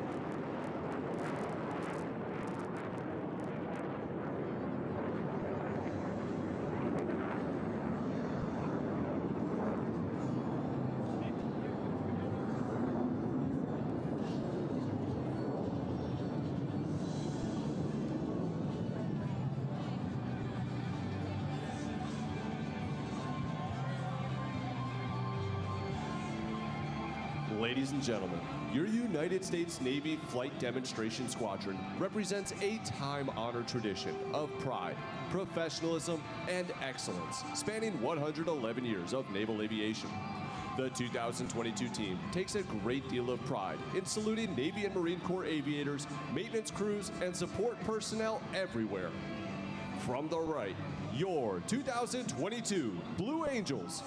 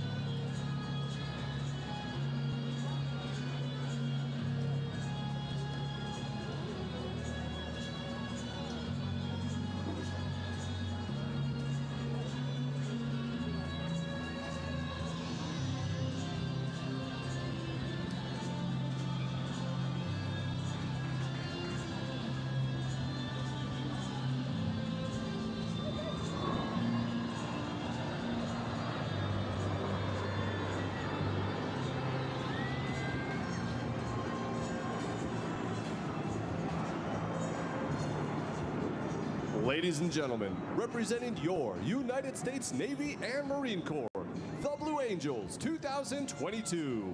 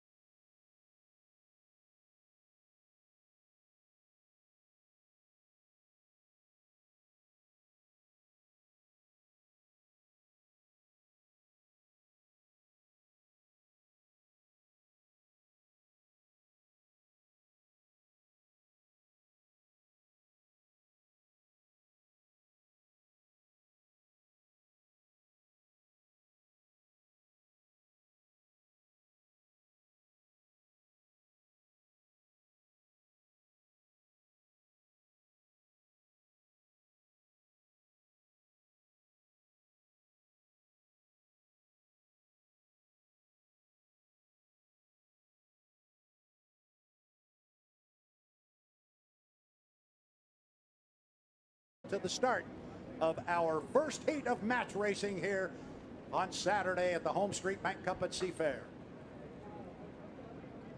Up the backstretch, Jamie Nielsen driving the 11, the old Cannery Furniture Warehouse.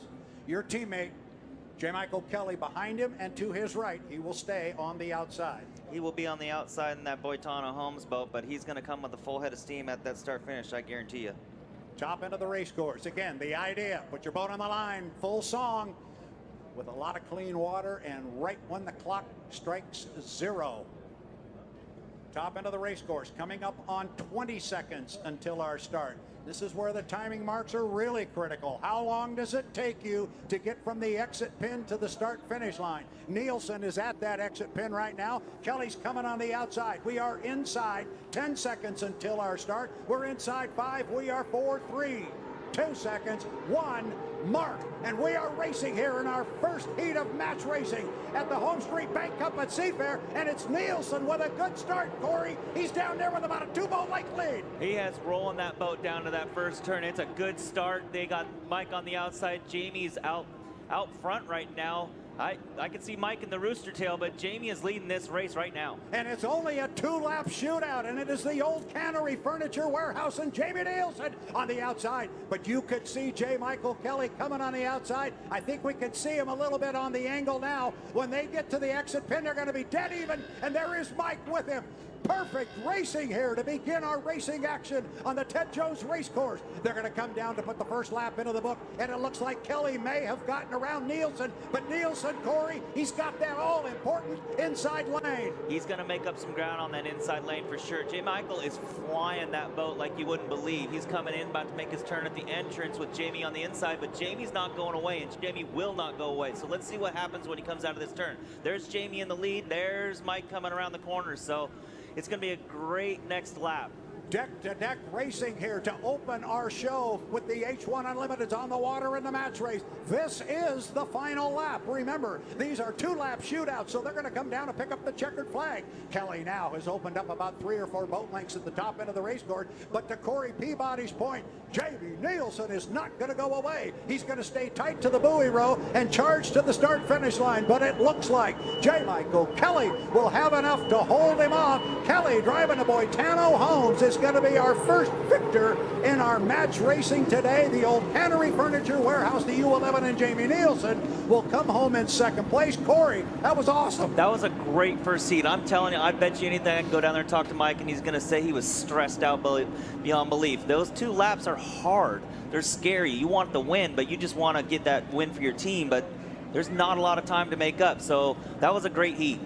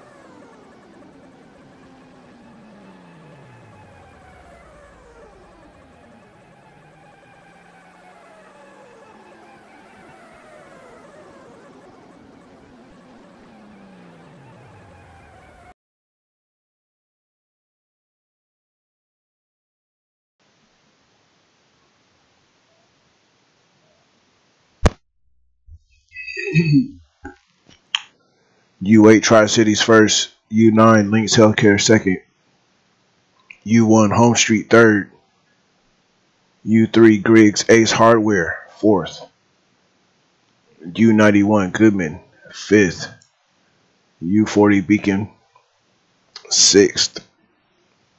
What's going on, y'all? What's going on? We going in today. Yeah, we going in today for sure.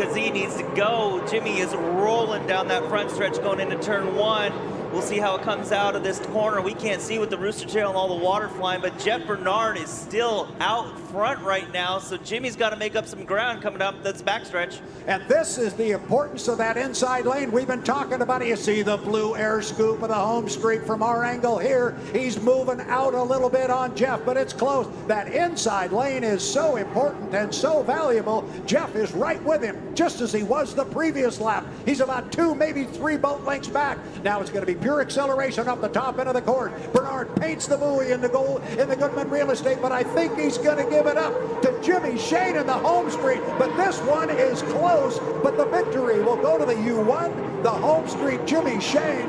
Just too much speed, but Corey Peabody, another outstanding 2-boat, 2-lap duel in our shootout. That was a great race for the Miss Madison team. Both boats did it. They hung it out there. They gave a great show for the fans. And what a run by Jeff Bernard. Very impressed. And hopefully he can keep that going and get that win in the match final.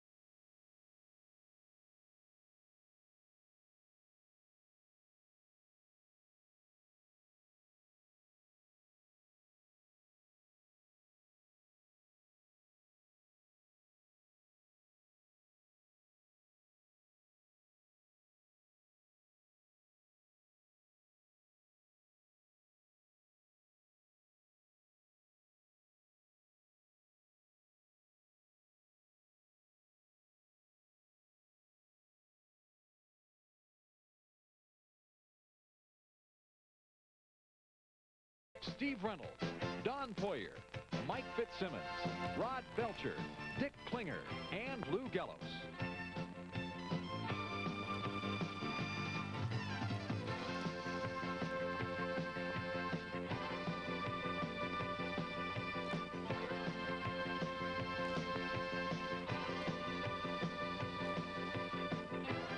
Now, King 5 Sports Director, Don Poyer.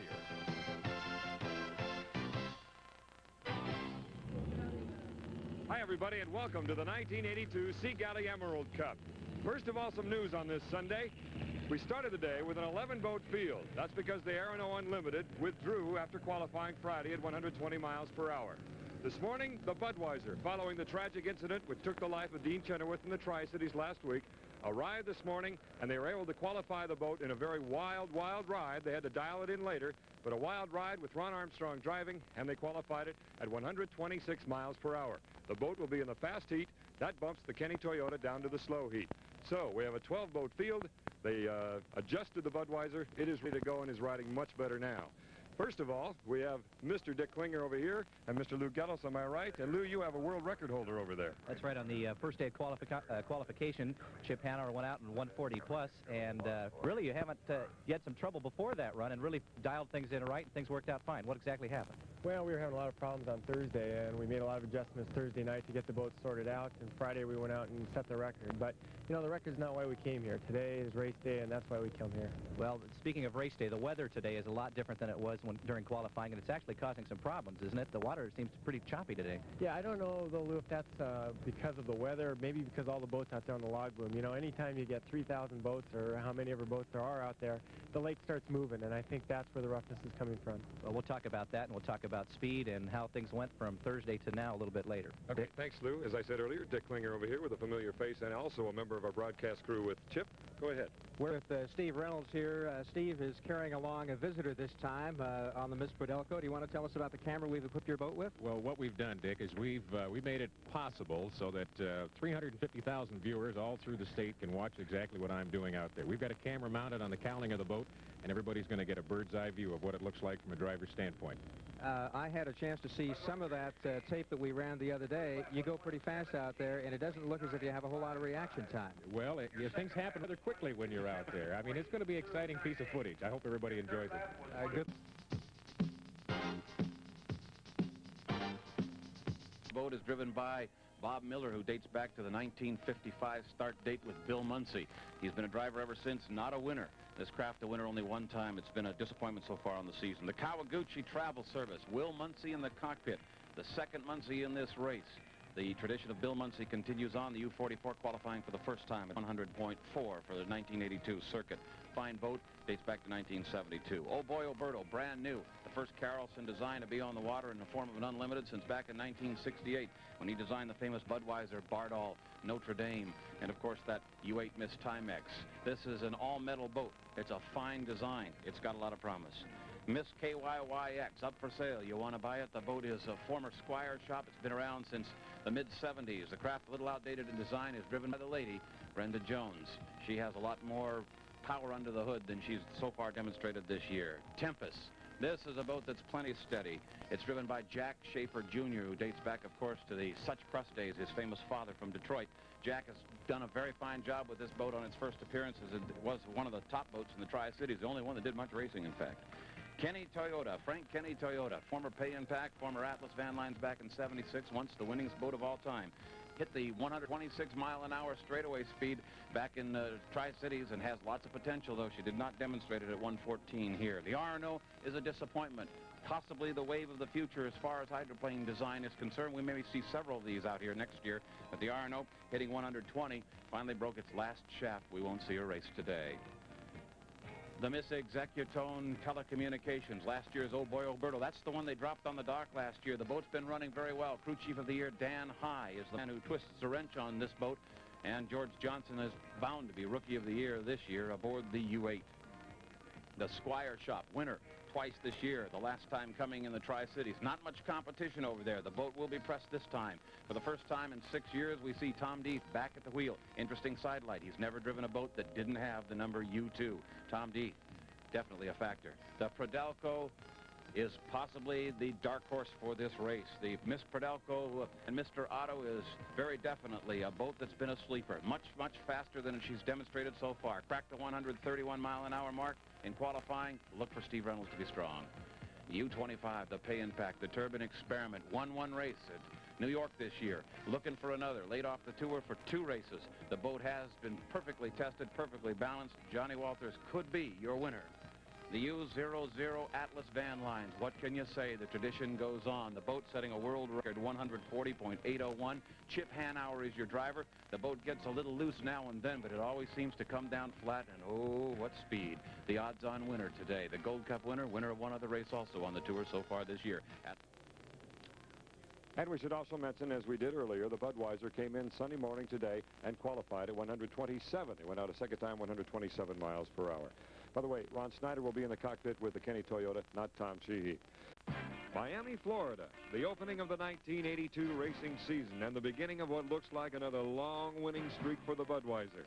Driver Dean Chenoweth makes a near-perfect start and easily grabs his 3rd straight Miami trophy with a wire-to-wire victory. Mechanical problems plague the rest of the 7-boat field, including the turbine-powered pay impact. Chip Hanauer, despite engine problems of his own, drives the new Atlas Van Lines to 2nd place. The Executone is 3rd. June 14th, Lake Second, New York, the first annual Thunder in the Park. But the only thunder heard comes from the sky. 25-mile-an-hour winds force a postponement. But on Monday, the weather is hot, and the racing is hotter. John Walters pilots the pay impact to his first victory, the first ever for a turbine-powered hydroplane. But not without a challenge. The pack jumps off to an early lead, but can't hold on as the Budweiser blows by. But the pack is definitely back and takes the lead for good when the Bud's Griffin engines begin to falter. Engine problems once again take their toll. Only the pack and the Madison finish the winner-take-all final heat. The Squire Shop is 3rd, the Atlas 4th. The Gold Cup, Detroit, Michigan. More than 500,000 people witness an emotional come-from-behind victory by the Atlas Van Line. It's the Budweiser which takes an early lead and appears to have things locked up. But on lap 2, the Atlas makes its move. Hanauer outcorners the Budweiser and blows by to claim his first Gold Cup, continuing the Bill Muncy legend. It's the finest day I've ever had in my life, and I'm so proud, and I hope Bill's happy, and my team, and Mr. Frisbee. It's the happiest day of my life. The Budweiser, despite more mechanical problems, finishes 2nd. The Squire Shop a strong 3rd. Madison, Indiana. Over 100,000 people jam the Ohio River for the expected duel between the Budweiser and the Atlas. But it's the Squire Shop that sneaks home the winner. The Bud challenges but loses a peller blade and boat speed, handing Tom DeEath his first victory since 1976. Hometown favorite Miss Madison finishes 2nd. The Budweiser is 4th. The Atlas, hoping to build momentum, fails to finish. For the first time in 23 years, 4 different boats have won the first 4 races. July 11th, the large field heads to Evansville, Indiana, but without the pay impact, which is forced to limp.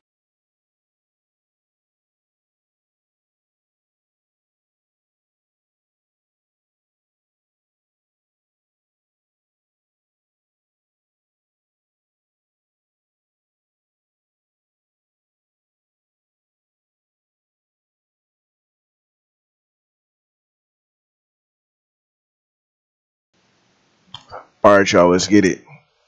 Let's get it. Thunderbolt time. Thunderbolt time. Let's go.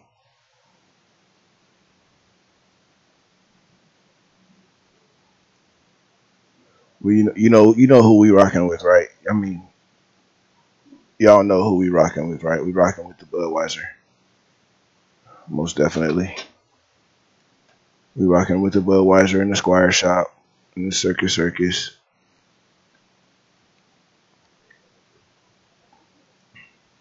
The Budweiser, the Squire Shop, and the Circus, just so you guys know. This is the 2D Thunder Series, brought to you by your boy Seattle Rick. Oh yeah, you guys thought that this stream was over with? No, we just beginning. No, we putting it in today. We go to work tomorrow. So we putting it in today. So this your boy Seattle Rick 206. Y'all sit back, relax, enjoy the thunder, because here it comes. 1979 program. 1979 program with your boy Seattle Rick 206. Let's get it. Let's get it. I gotta turn off some of these lights here. 1 second, y'all.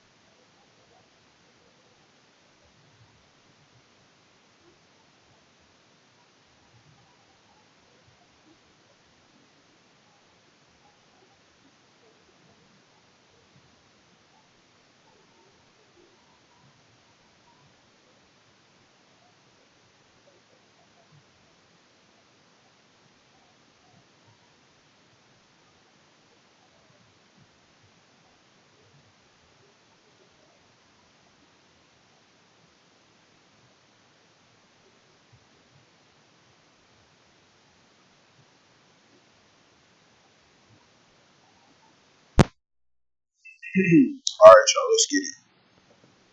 Let's get it.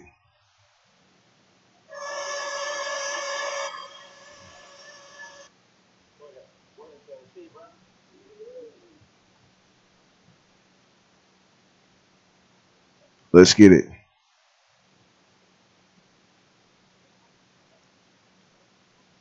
Thunderbolts, you got the Squire Shop, the Budweiser, the Circus Circus, the Atlas Van Lines.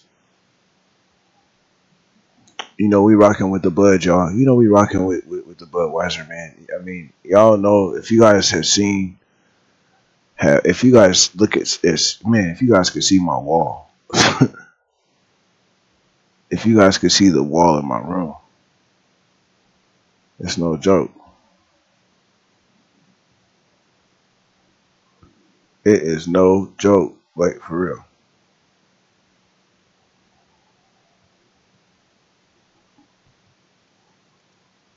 So we rocking with the Budweiser. Let's get it. Oh, oops. Did I turn on my thing? Because we are in. Oh, we got to get in full race mode. We got to get in full race mode. Yep. Full. I'm talking full. Full on race mode. There it is. There it is. There it is. No, you know what? I got some other. You know what? No, we got to get in. We got to get in full race mode, y'all. We got to get in full race mode.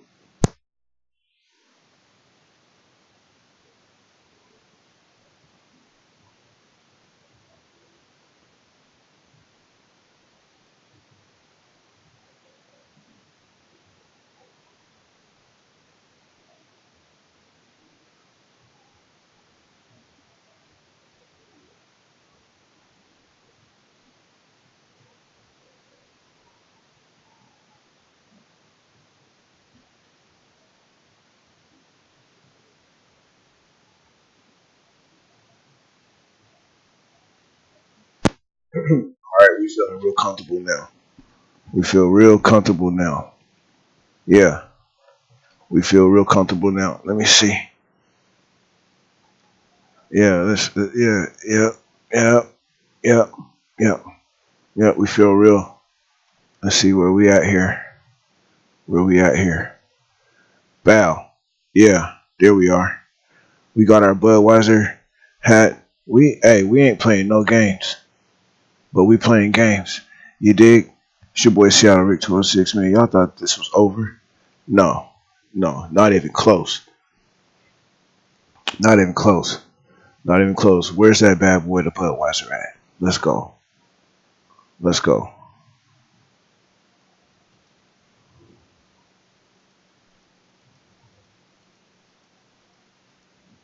There he is. Let's go.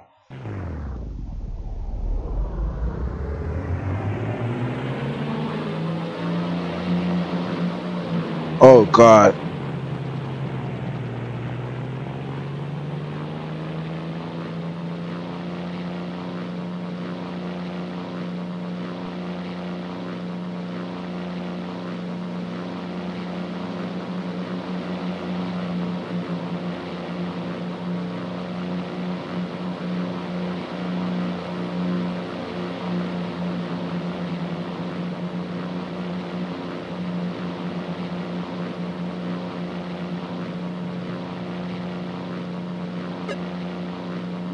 Let's go. Tempest is first.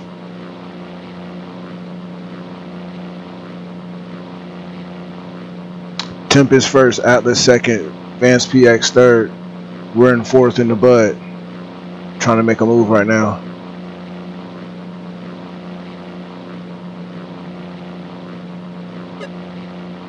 Dr. Toyota is fifth, and Kentucky on the paving is sixth. Let's make a, ooh, let's go. Pull right up on the Atlas.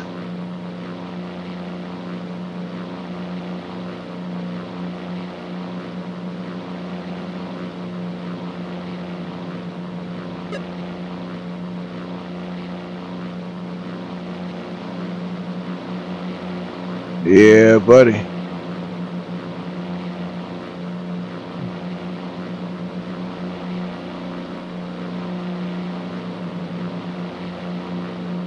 God, the control's so good now.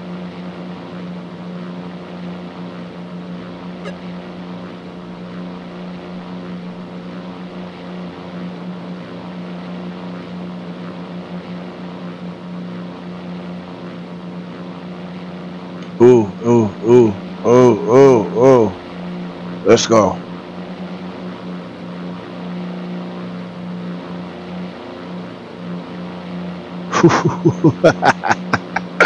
Let's go.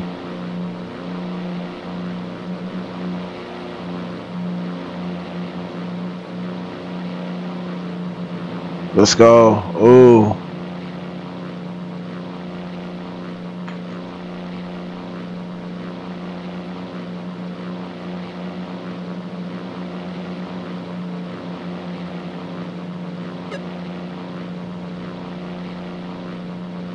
Ah. U17 Tempest first. U80 Miss Vance PX second. U1 Atlas Van Lines third. Fourth. That Budweiser thing. Fifth. U8 Dr. Toyota. Sixth. U18 Kentucky on the pavement. That was a good race. That was a good race. Now, you know what? Actually, let's run that again. Let's run that again. Let's run that again.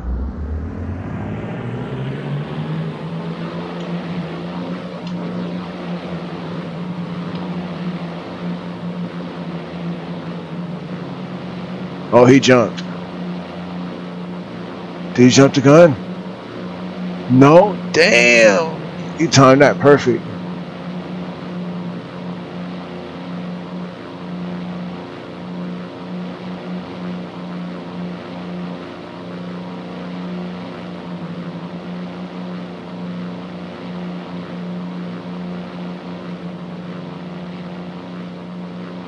Man, he timed that perfect.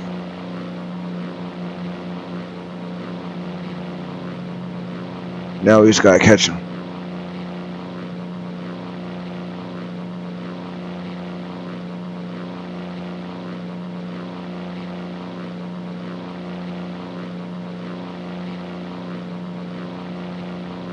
We gotta check and see where he's at the right time.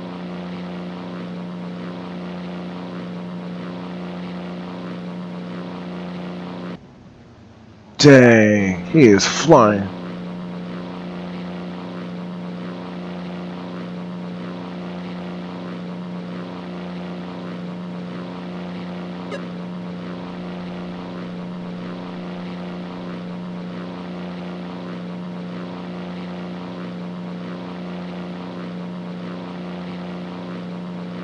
He is gone.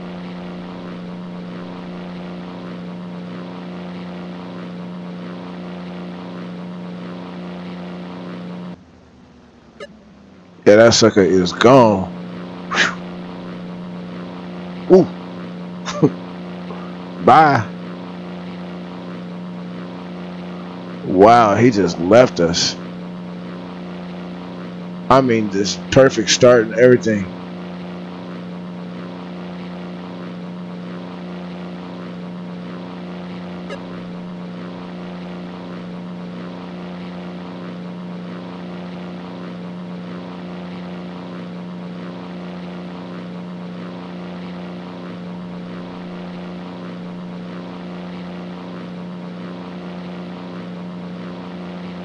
I mean, that was the absolute perfect start. I mean, you couldn't get no more perfect than that. That was because he left us.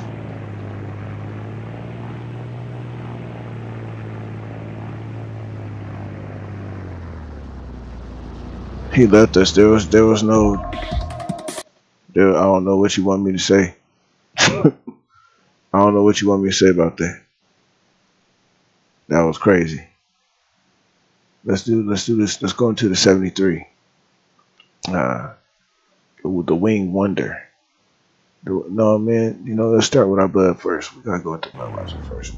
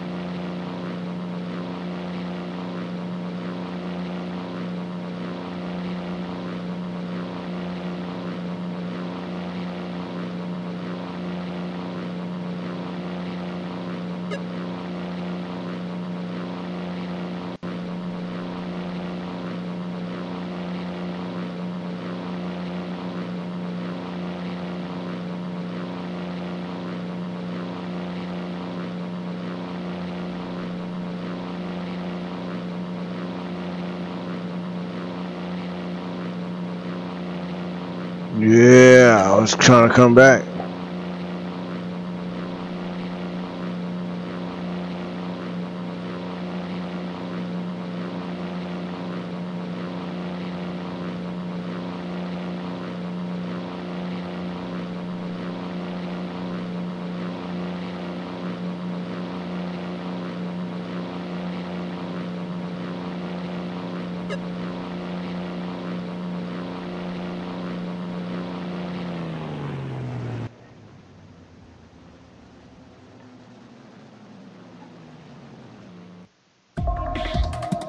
Ooh.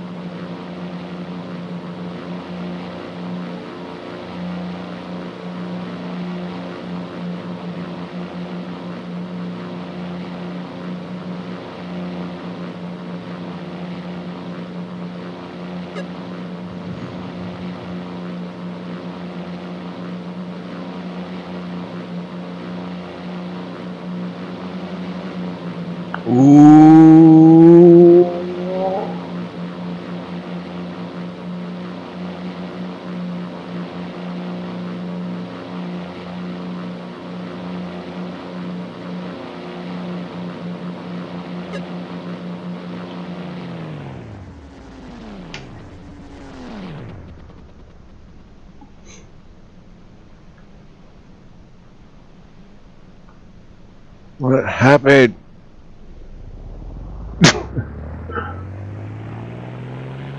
Wait a minute.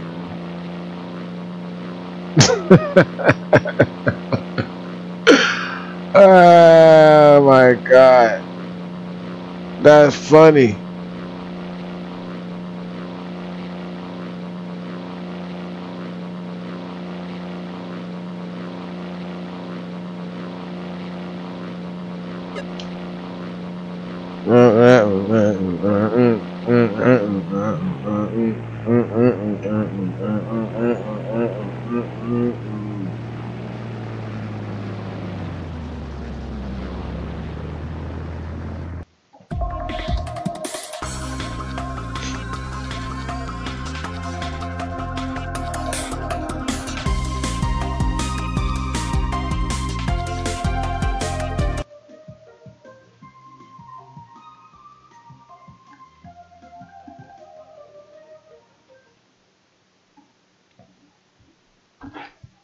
It's always been my dream, right?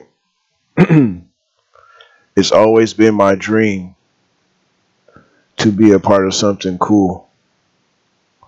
And I just have to say thank you because I received a really cool message, you know, and I just want to say thank you again, Bruce Carson. Thank you again, sir, for allowing me to be a part of this and allowing me to promote this game and show it to the masses the way that I do. And I hope I respect you and Kevin and what I do.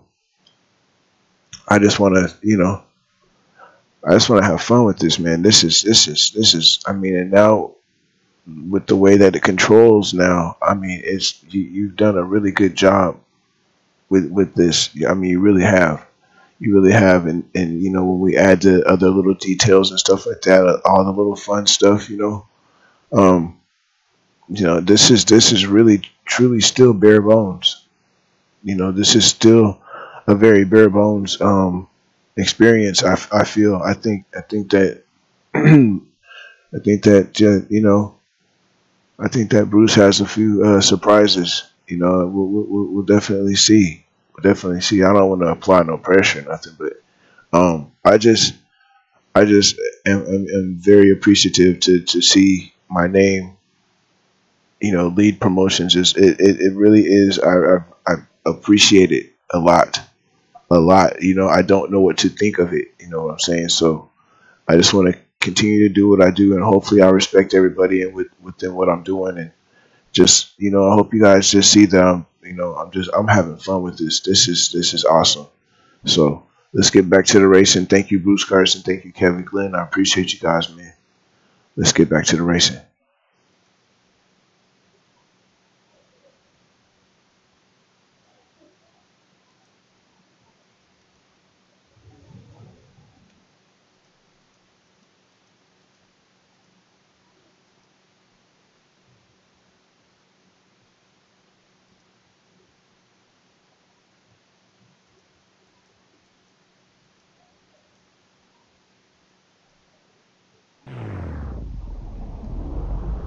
Oh, wait.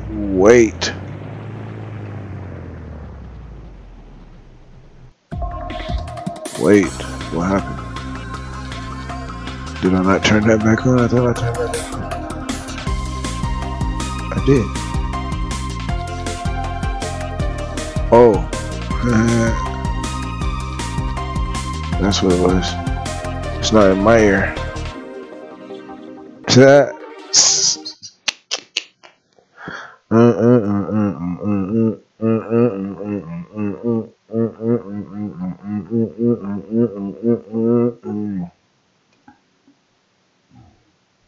What you gonna do?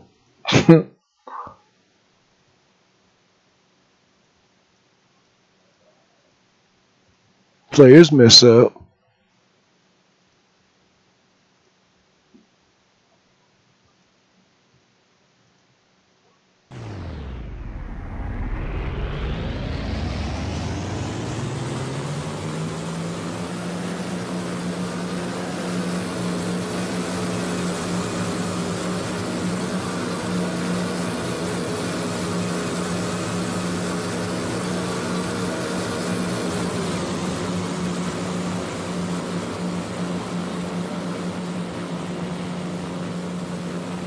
Ooh.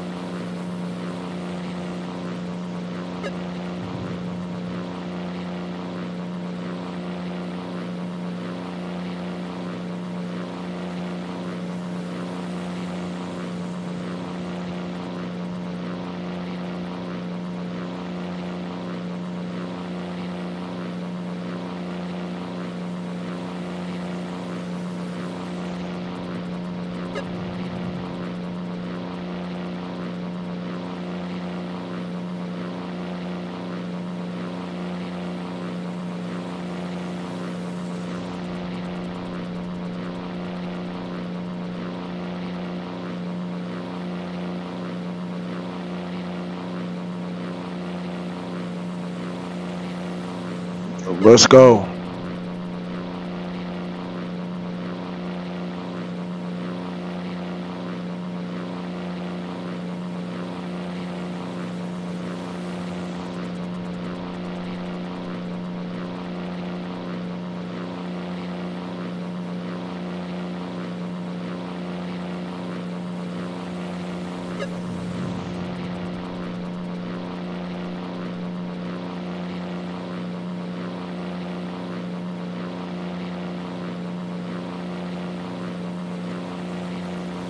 You may have gotten away this one, and you're not getting away next one.